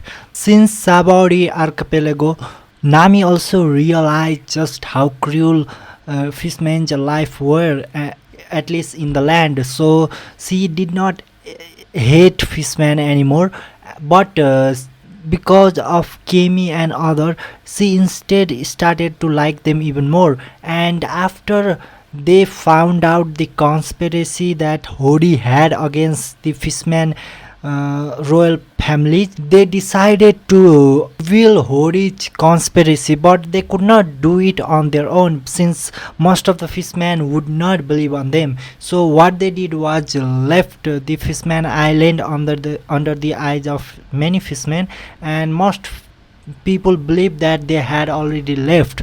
But the truth was that they actually did not leave at all. Instead, only went to a certain level of sea and then returned back immediately, because they knew that once they leave, Hody Jones would start his plan immediately. So after they returned, they fought against Hody Jones. And Luffy, as a pirate he did not care about being hero or not. He simply saved royal family, and he kicked Hody's ass like it was a child's play for him.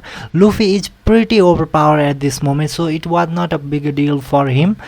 But just when they were about to defeat Hody Jones, a fishman appeared near them, and because he saw Luffy fighting against Hody Jones and defeating him, he immediately get into the action and started fighting Luffy without even realizing that this person was his brother. And the fishman who was fighting Luffy was none other than Jinbei. And clear thing about this is that the rot in impel down is still happened. Okay, that still happened. Jinbei still escaped with crocodile as well, and even cop and others as well. The only problem was that they did not get involved in the battle. Instead, what they did was they simply left sea that takes them to Marineford with the help of Jinbei. And right now Jinbei had also left the Fishman Island to fight for White Bear Pirates, since they were constantly fighting against Black Bear Pirates. And in that war, remember, White Bear did not die. He was in his deathbed, but he did not actually die. The only person that did die in that battlefield was Ace, and because of this, Whitebeard was constantly in battle against Blackbeard pirates, and Jinbei had gone to help them. And now that he had returned, he saw his own comrades being attacked by another human, and he was enraged. He did not even look into Luffy's identity and he started attacking him. Obviously, Luffy was not going to simply let any fishman attack him, so he retaliated in an instant. But as the battle erupts even more, royal family of Fishman Island finally stepped up and stopped Jinbei from attacking Luffy, and explained that Luffy was helping them against Hody and his pirate crew, and Hody had done so many things that was against Fishman law, and he even killed Fishman King's wife, so he was a criminal. And after understanding that, Jinbei immediately apologized to Luffy, but Luffy did not care about it. He did not even take it as offensive. He was simply looking for Hody because he got distracted by Jinbei, and now Hody was running for his life.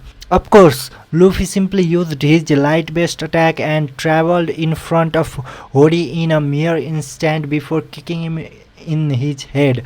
Finally, Hody landed in front of King of Fishman Island, and Luffy simply let the king do whatever he wanted to do. And after that, the battle ended in the Dragon Palace. Luffy and his crew were having banquet with the king and other fishmen, while Jinbei was explaining how Whitebeard pirates were losing against Blackbeard pirates, and the crew was slowly falling apart. And this time, Whitebeard sent Jinbei back because he did not want Jinbei to fall in this battle, since his safety was more important for the Fishman Island than the Whitebeard pirates. Although Jinbei did not want it to go back that easily, he was still convinced because of the existence of the Fishman Island. So he returned back, and after he told everything to King was a bit troubled by this, because the Fishman Island still needed someone's protection, and knowing the other pirates who would simply just take a lot of treasure for the protection of his island, Fishman King did not wanted their protection. So after thinking for a while, he suddenly remembered a person who wearing a straw hat, and this person was really chilled and also not as bad as other pirates. He also helped them solve Hody Jones pirate crew, which would have been a lot of trouble for them. So he decided to try to get Luffy's flag, and after he revealed everything to Luffy decided to help his new friends, and especially since he had made quite a lot of friendship with Shirahoshi, he decided to help Shirahoshi's father, and he gave his flag to the king. But as he took the Fishman Island under his wings, he also found something troublesome, because just after he had taken Fishman Island under his wings, a pirate from Big Mom crew arrived and demanded that they should join the Big Mom crew, since it belonged to one of the emperor of the sea. But Luffy obviously was not going to let them take Fishman Island so easily. But of course, he's not going to fight this man, because the man who appeared on Fishman Island was Katakuri, and he was the man only under the Big Mom, who was the captain of Big Mom pirates. So he decided to let Joro fight Katakuri, and thinking about how low Joro's bounty was, Katakuri felt insulted for a while and decided to finish this battle in an instant. But as the battle started, his observation haki showed him a powerful attack coming toward him that he needed to dodge at once, and this was such a powerful attack that Katakuri had no choice but to use his future sight to dodge it.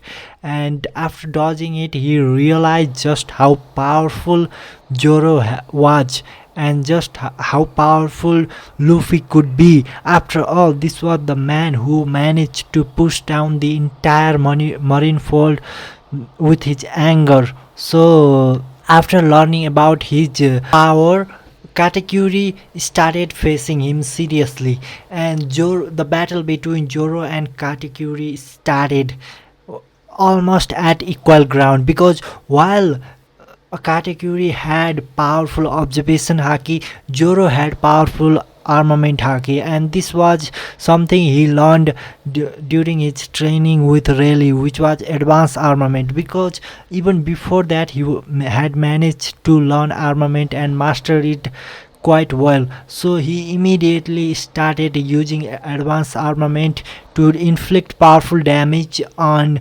Katakuri, who was able to dodge his attacks thanks to his future sight. But even though he was able to dodge it, remember, armament haki could be released outside his sword. That means even if he dodges it, if the distance between his sword and his body is close, then he would still get hurt. So because of this, Katakuri had no choice but to use his awakening as well, and the battle raged on. It was getting stronger and stronger and more devastating by every second, but it had no end. Like, the battle was not ending at all. It has been over an entire day, but the battle had not ended. It has been 2 days, but the battle had not ended. And it continued for 5 days, but the battle still had not ended. Both were fighting so hard, both were using all of their powers. Joro was using advanced armament and his powerful swords, while Katakuri was using his awakening and future sight. Both were fighting with all of their strength, and remember, both had Conqueror's haki. That means they would not be able to overwhelm with their Conqueror's haki, and they had to fight really seriously.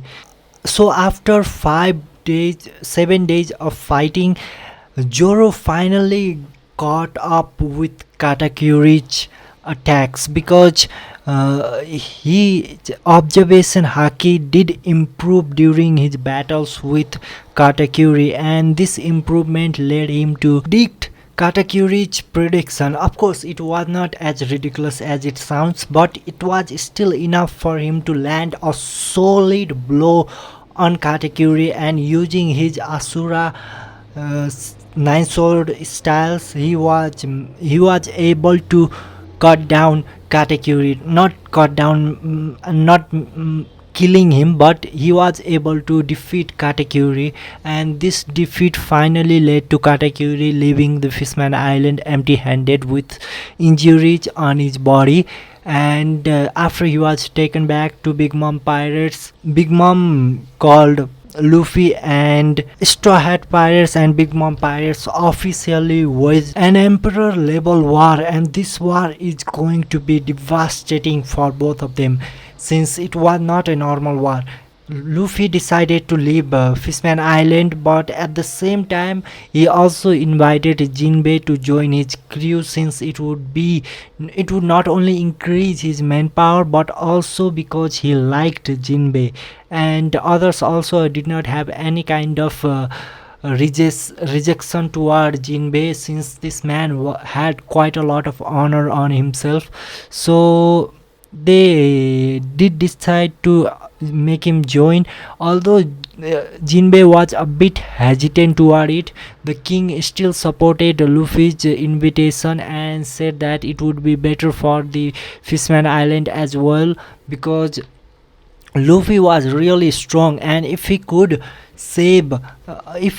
take Fishman Island under his wings, Jinbei should definitely serve him since it would help Fishman Island and keep it protected under the ruling of one of the emperor level character.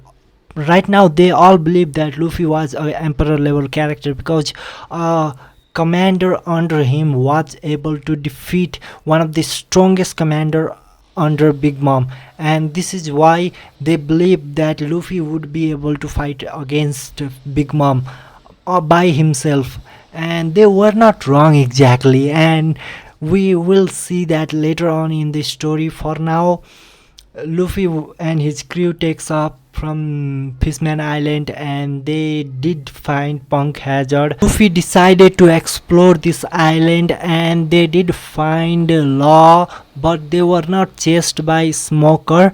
Everything happened the way it should have been happened, but except for the battles where Luffy found out what Caesar did to other people and those childrens, and he decimated Caesar with a single cockroach coating attack. Yes, he's one of the strongest attack. Cockroach coating attack decimated Caesar into a meat paste, and of course he was not dead. He got absolutely obliterated. Does not mean he's dead. It just means that how devastating that attack was. At least that's how you should understand right now. Anyway, after defeating Caesar and after joining an alliance with Law, who wanted to take down Kaido, they decided to go for it since Luffy's goal was to defeat all four emperors, and having an extra friend was not a bad idea for him. At least that's what he thinks, but Law was a bit hesitant of his own idea because Luffy was much higher in power level than him, and it did not feel good for, at least from him, it did not feel good. So even so, he still decided to join an alliance with Straw Hat Pirates since his goal was to take down Doflamingo and Kaido. So after that, after the alliance was finally official, they decided to set sail toward Dressrosa, where almost everything went the same way it should have been. But there was one big problem. This time they sent two admiral level character, and one was obviously Fujitora and the next one was Kizaru, and both of them were ridiculously powerful for Straw Hat Pirates. Of course there was Doflamingo as well, and this caused quite a bit of conflict between the Straw Hats whether they should take down Doflamingo right now or not. But Luffy decided to take him down right now, and he did. Luffy simply sent Sanji to take down Doflamingo with Law by his side, while he decided to face two admirals with Zoro. His crew helped him take care of other marine fodders, and Zoro and Luffy finally get engaged in battle against admirals, and that was going to be devastating until Fujitora decided to stop because his observation haki was quite strong and he could sense the emotion of people in the island, and there was a lot of chaos going on, so he decided to stop the chaos instead of fighting against Luffy. And as he went to fight, stop the chaos, Kizaru obviously was not able to fight against one emperor and one commander level character by himself, so he also backed down. And they freely set sail after defeating Doflamingo and exposing the truth of the country Dressrosa, and they finally went to Hokage Island. Yes, they decided not to fight against Kaido, instead fight against Big Mom, since Luffy had already waged a war against Big Mom pirates, and this time Law was going to support them as well because he saw that the power level of Binsmoke Sanji was similar to that of his, and he was nowhere near to fight against a character like Emperor. So he decided to help Luffy, since Luffy crew this helped him take down Doflamingo despite the odds, like they had to fight against two admirals. If Fujitora had not backed down, that would have been devastating for them. So he decided to help Straw Hats, and he did get the crew from his crew from Joe Island, and after that they waged a war against Big Mom pirates, and that war was going to be devastating. Like the entire whole Cake Island was the battlefield between Big Mom pirates and the alliance of Hot Pirate and Straw Hat pirates. Although alliance being said, they were more of a subordinate to Straw Hat pirates, since their power level was too weak compared to Straw Hat pirates. And so the battle started. Obviously Katakuri was still injured, but he could still fight. So in this battle, Sanji decided to fight against Katakuri simply because Sanji had upper leg in observation haki than that of Zoro, but he did not have powerful armament haki like Zoro. So he wanted to use this battle to improve his armament haki. He already had future sight, and that kept him in the same level that of Katakuri, but his offense was not strong, though his speed was enough to dodge most of Katakuri's attack. So the battle went on, and Zoro decided to destroy some of other sweet commanders, while Luffy finally fought against Big Mom. The class of Conqueror's coating was devastating. Their attacks did not even touch each other, but the Conqueror collision was simply destroying everything around it. And seeing that, Big Mom acknowledged Luffy as her equal, and the fight between Luffy and Big Mom started. This fight was going to be epic, as Big Mom started using her homage to attack him with lightning and flames, while Luffy started using his most powerful attacks, light based attacks, coated with armament and Conqueror's haki, and started attacking Big Mom's homage with all of his strength. As the battle began to grow stronger and more devastating, the time started passing. 3 days later, both were heavily panting, but still in the condition to continue fighting. So they continue fighting, and this time they were not going that easy on each other. Both of them started using their awakening. Big Mom used her awakening as even turning her own body into homage with her soul power, while Luffy used light domain. This was his awakened power, and he had mastered it quite well during the year he spent with Rayleigh. and this mastery allow him to control all light particles around him and turn them into different light construct that could cause devastating attacks. Mostly he used them to create giant swords and giant whips of light. Of course, he also could use his light based power to heal himself now. Light was quite powerful and destructive, but it also had the healing factor.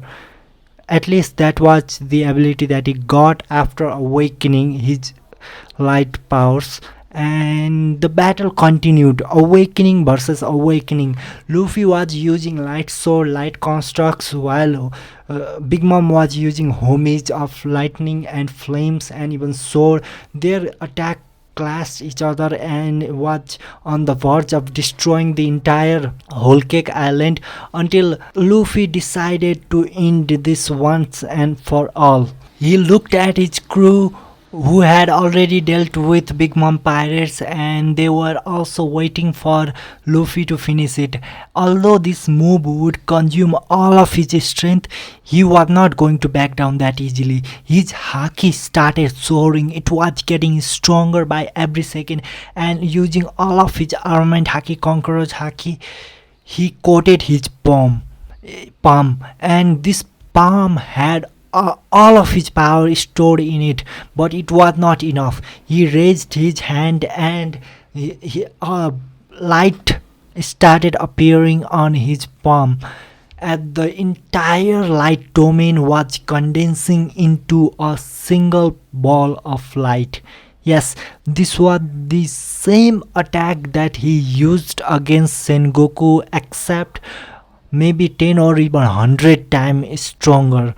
And so he was going to use this attack against Big Mom, and he compressed all of the light domain into a small ball, covered it with his armament and Conqueror's haki, and after that he rushed toward Big Mom with all of his strength. And Big Mom also used her mother misery as she prepared her strongest attack, and both collided. Their power was so high that it shook the entire island, and the next second an explosion glowed.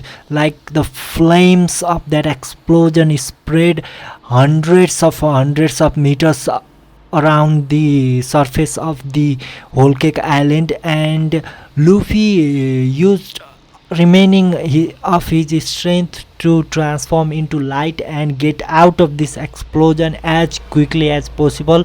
But just after he got out of the explosion, he realized that his body had lost all of his strength and he fell on the ground.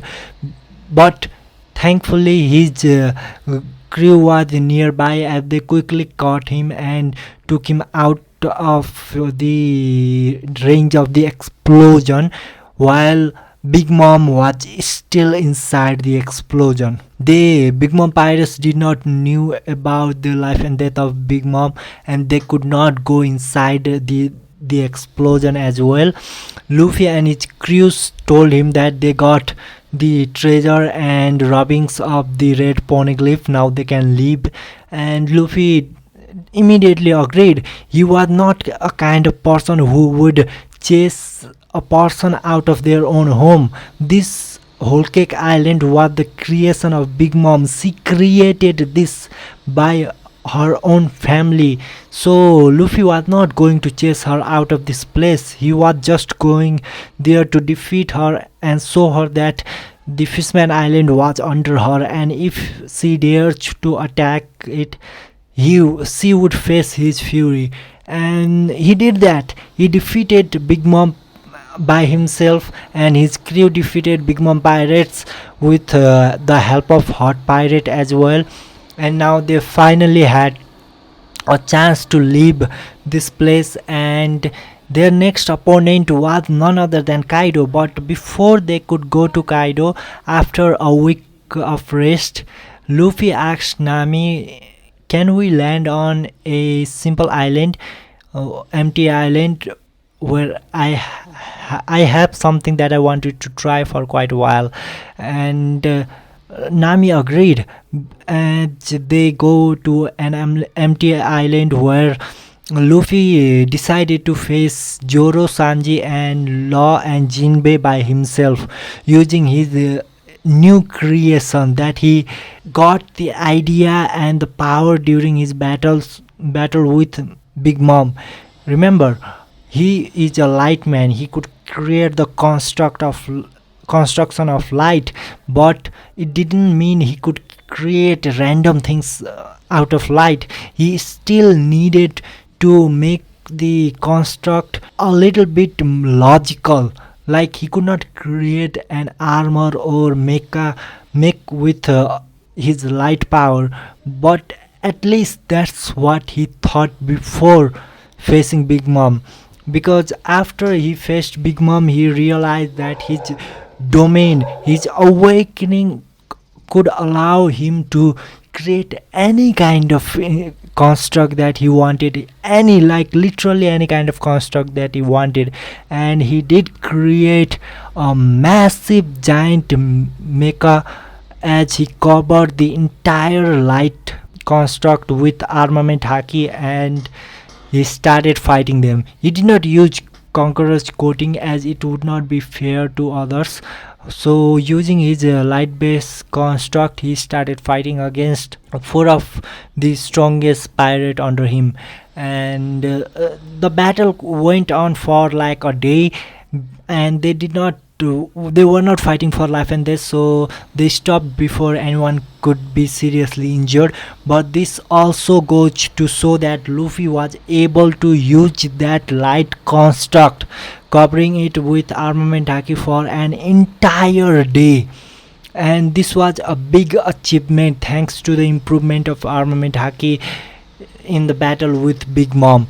So after this, he was quite ready to face Kaido, and his goal was to not only defeat Kaido but also chase him out of Wano Kuni. Of course, that is not his dream right now. That would be his, sorry, was not his goal right now. That would be his goal after he sees the condition of Wano. And without further ado, let's continue this as he goes to Wano, and everything happened the way it should have happened. Like he got separated from his crew, and he started roaming around, and he found a girl who seemed quite hungry, but he still treated him with some rice because he saved her. And after that, he realized how harsh how harsh the life of Wano Kuni people were. So he decided to not only defeat Kaido but also chase him out of the Wano Kuni. And this was his goal right now. After he gathered with his crew, they decided to fully face Kaido and chase him out of this place as well. And just when they were going to fight Kaido, they got spotted by a strange looking person with mask. Not like this person had a figure of a girl, but she introduces herself as a man.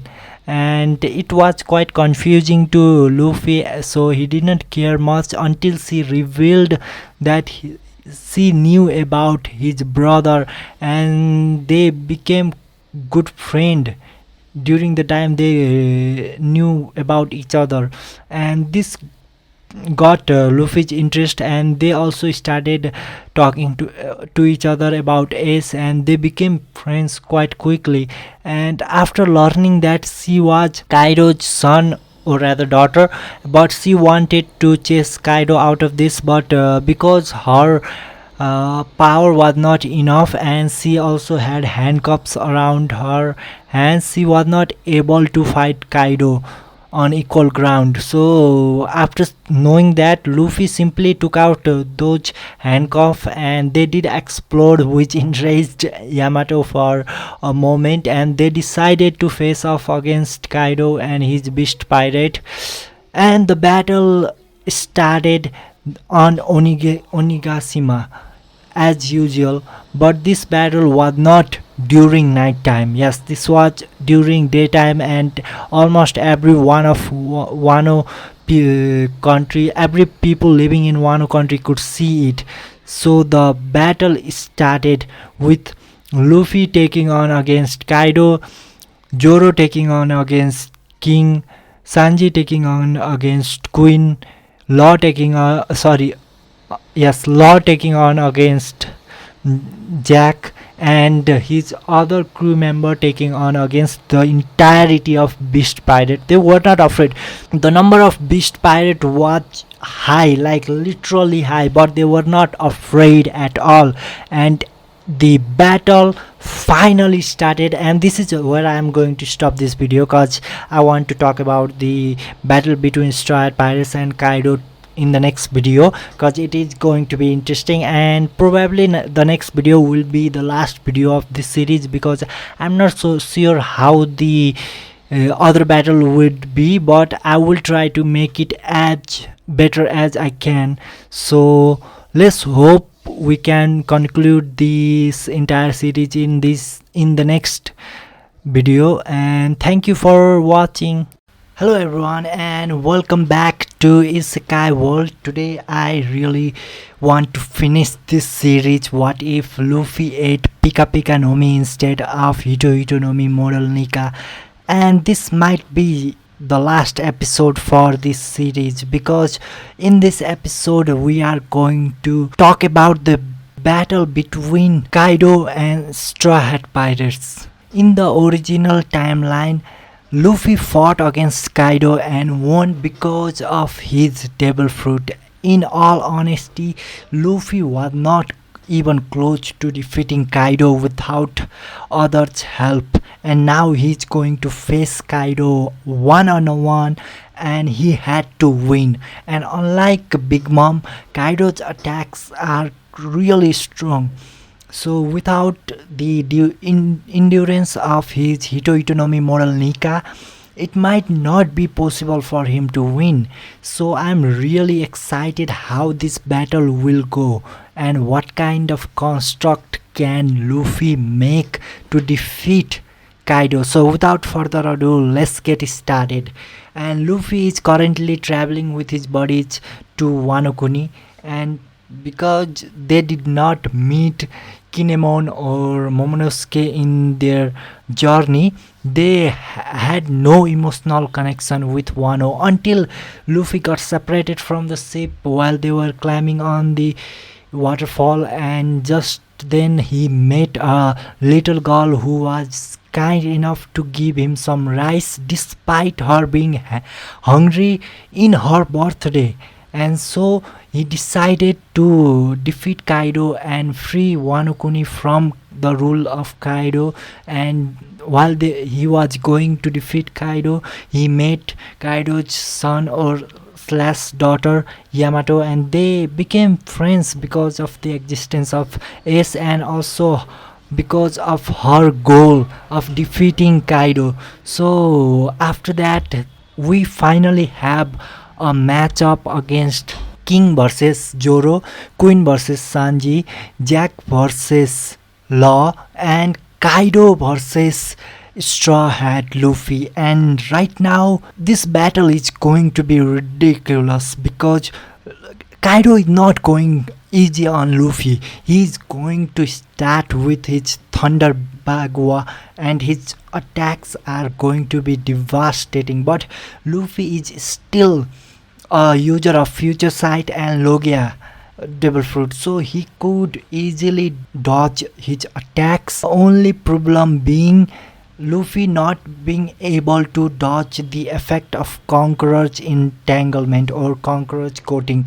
So despite being able to dodge Kaido's attack, he would still get affected by Kaido's power, and because he is not actively trying to defend himself, these effects would injure him to certain extent, and Luffy would have no choice but to use his trump card against Kaido, and he immediately uses it without even hesitation.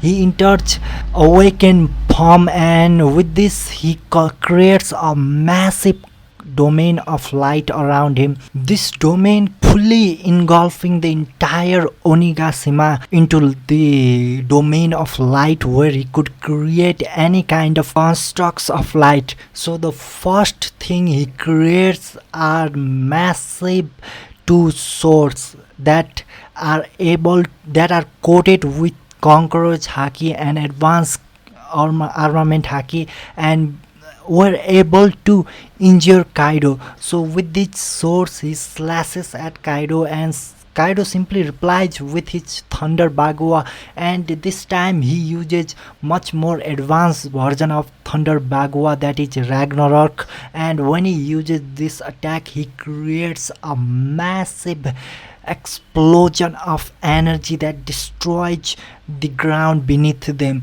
And Luffy had no choice but to let go of his light constructs, and he once again rises toward the sky, and he creates a massive fist made out of light that he slams against Kaido. Once again, Kaido, being a mythical dragon, he flies toward the sky with his dragon form and slams that light fist with his face, and that face is covered in armament haki and cockroach coating. Okay, when they collide, it creates powerful explosion of energy, but it was not enough to destroy the ground beneath them. So the Onigashima was still safe, and Luffy now had to block Kaido on its path to move towards Luffy, and his fist was made out of light. Okay, so it was not overwhelming against Kaido, but it was still able to stop Kaido for a moment, when Luffy raises his another hand and creates another sword made out of light and slashes Kaido on his neck. This time Luffy gaining an upper hand, attacking before Kaido could react. His cockroach coated light sword slashes Kaido's neck, that is in a dragon form. So Kaido was not able to dodge it properly, and it ended up hurting him. So while this battle was going on, there were other battles that were happening as well, because Yamato was still not attacking any beast pirate, and also waiting for his chance to fight against Kaido. Zoro had to face King all by himself. Sanji had to face Queen all by himself, and Law obviously had to face Jack all by himself.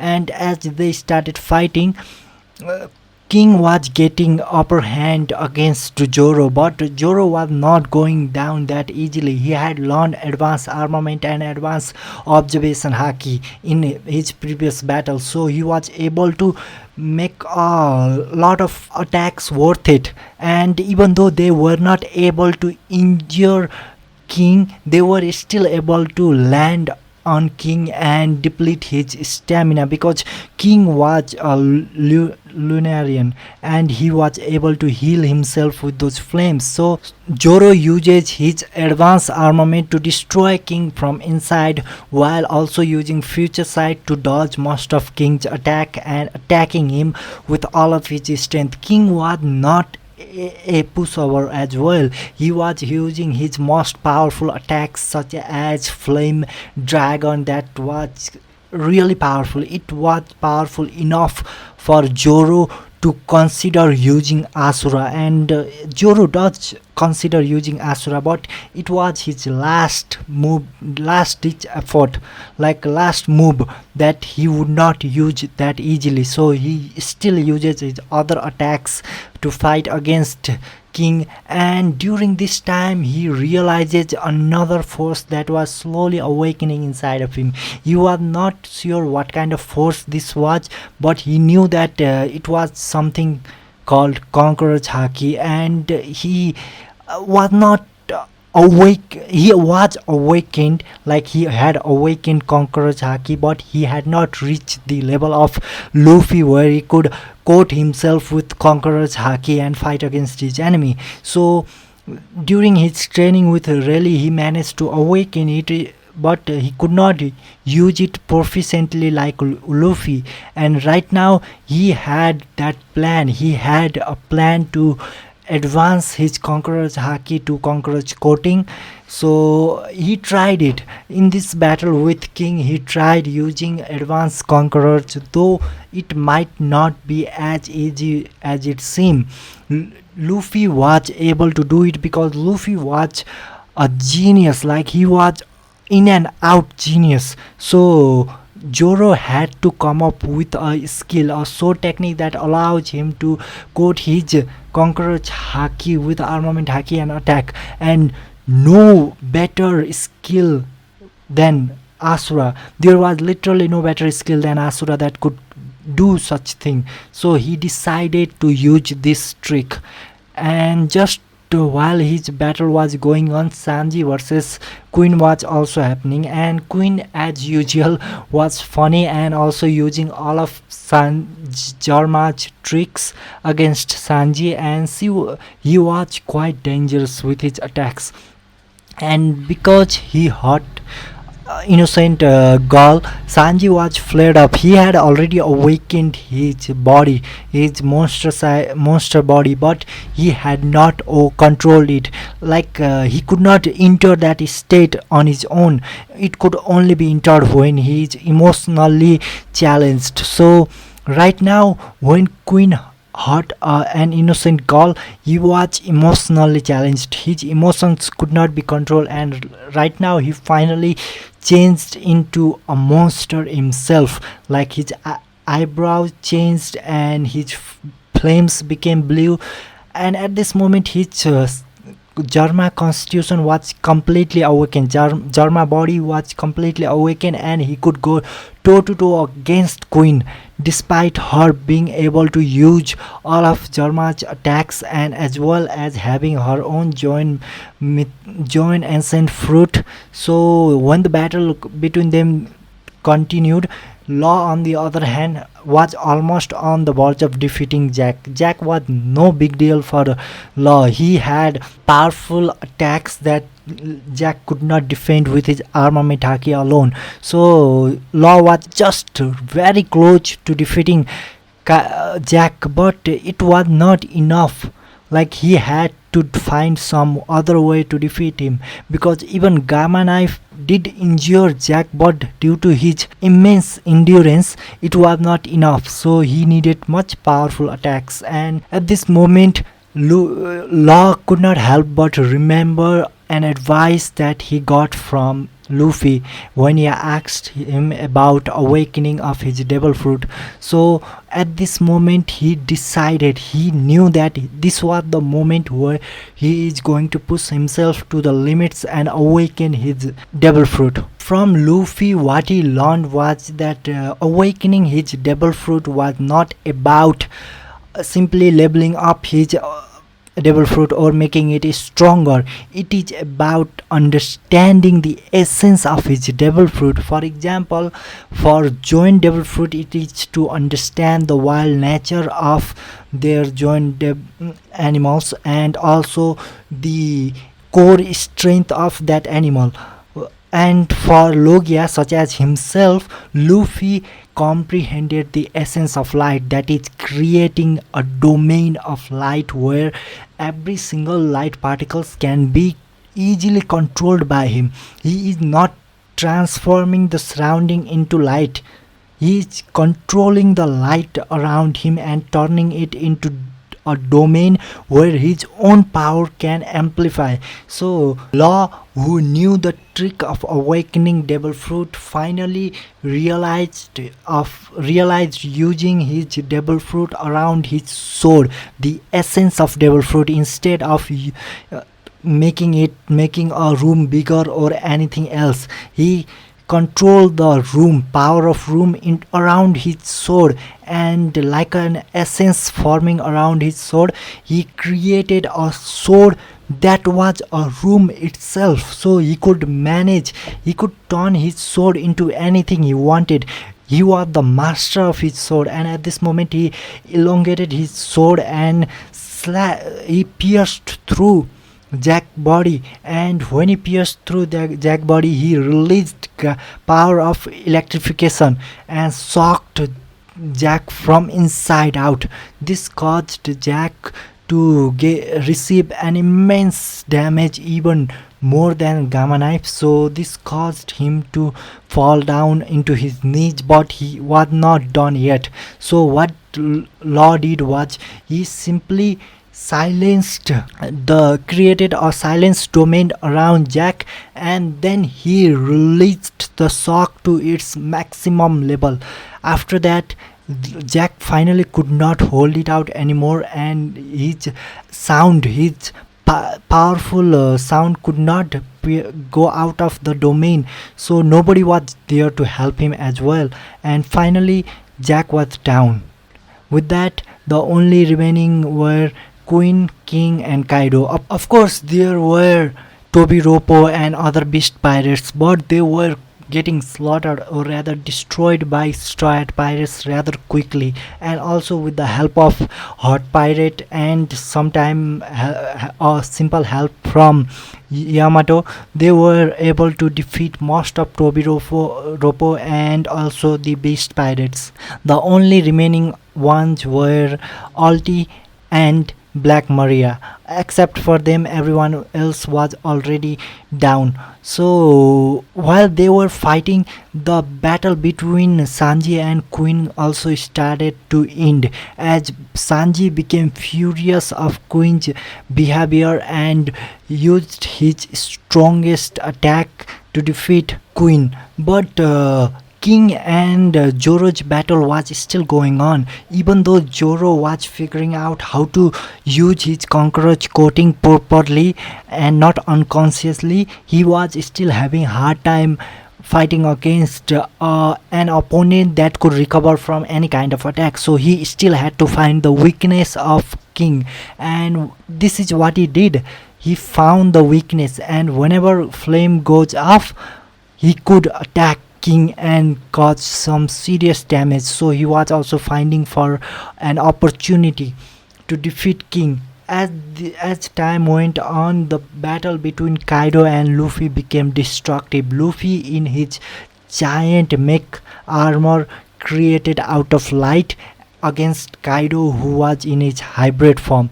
His giant mech armor was not only coated with armament but also conquerors, and the most important thing is that Luffy himself had created some kind of strange stream of power that he was receiving from the sun. Bastard, aren't you a Logia fruit user? How can you do such thing? This kind of recovery is not even possible with joint fruit users.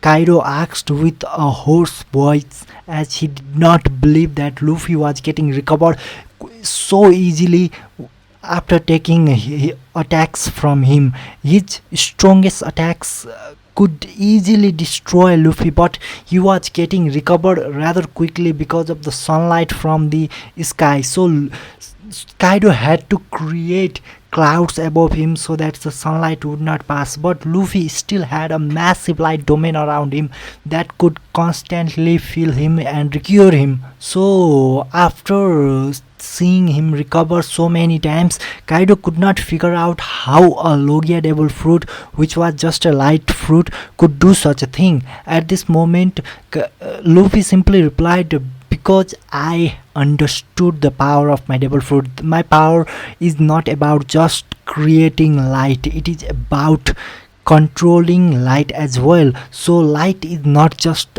a kind of power that is destructive, it is also the power that provides life to the plants around us. So if plants could grow because of this light, why couldn't I, a light man who had the perfect control over this light?" And when he said that, Luffy jumped into the sky, and with his massive construct, he slammed two of his fists against Kaido, coated in Conqueror's haki.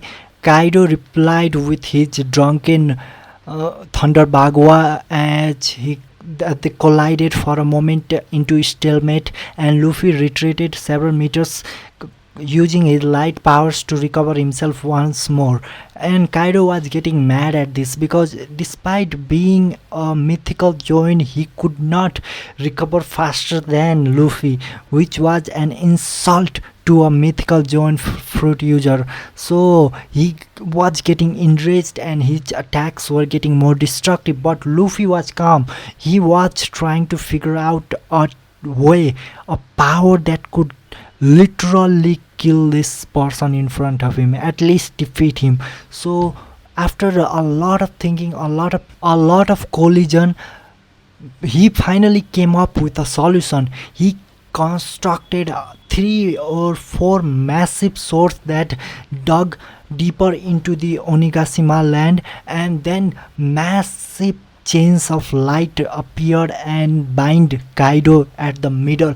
Kaido tried to struggle and destroy those light based constructs, but they were not easy to be destroyed. They were coated with armament haki and conquerors as well, as he did not understand how Luffy was able to merge his conqueror's haki into an attack that was not even connected to him. So he could not help but ask, why are you able to do it? Why can you connect your devil fruit and the haki so perfectly? Who the hell are you? As he asked, his voice became louder and louder, as he did not understand just what kind of person Luffy was. And Luffy simply replied, I'm a man, I'm a light man who wants to travel the world without any kind of train. And I am going to be the pirate king, the freest man in this world. So I got to defeat you right now, right here. As for your question, this is how I do. He showed as he released armament haki into the tip of his finger, and that armament haki transformed into the entire domain around him. Yes, his light domain, the domain that surrounds him, was fully coated in armament haki. So as long as he can as long as he can output his armament haki into the domain, the any light construct around him can be fused with it. So it was not just armament haki though. Whenever he attacks, he releases his conqueror's coating as well, and this conqueror's coating is released into his domain first. Then through his domain, it is released into his construct, which allows him to use his conqueror's coating in any of his attacks, even if they are not connected to him. So after his Kaido properly saw this, he could not help but ask, how were you able to develop your devil fruit so much? You only have been in sea for a year or even less. How are you able to do this? And when he asked this, Luffy simply replied, although I did travel into the seas for less than a year, but I have gained my devil fruit quite a long time ago.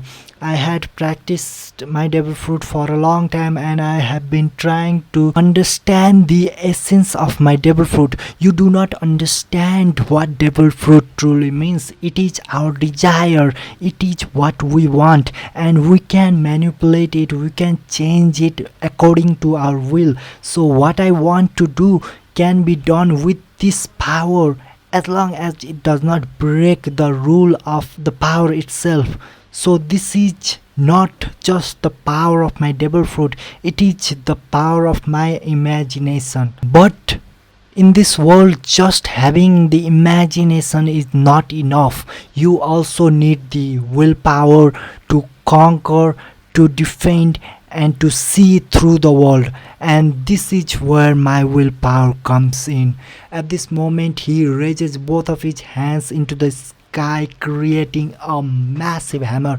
This hammer was the size of the entire Onigashima. He covered the entire hammer with his armament haki and coated it with his conqueror's haki. This is not just the power of my imagination, this is also the power of my willpower.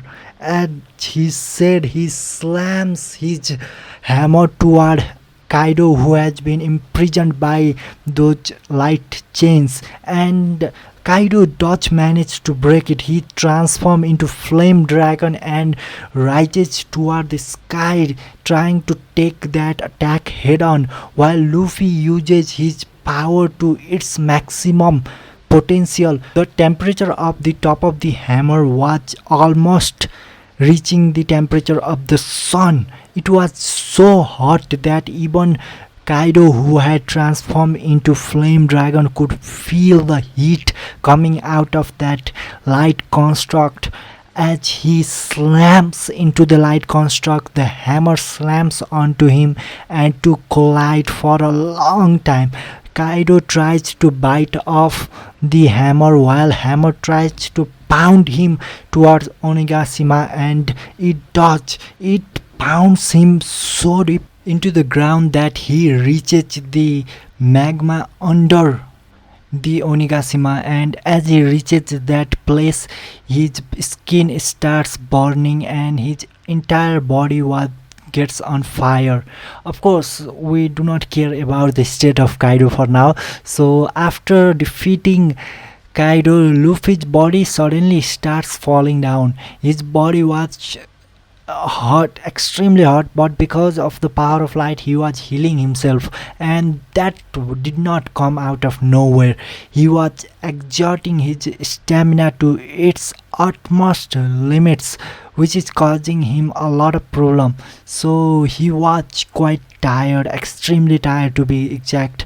But thankfully, before he falls into the ground, Yamato catches him, and then they started banquet. Obviously, after they recover. As for what happened to Zoro and King's fight, you may ask.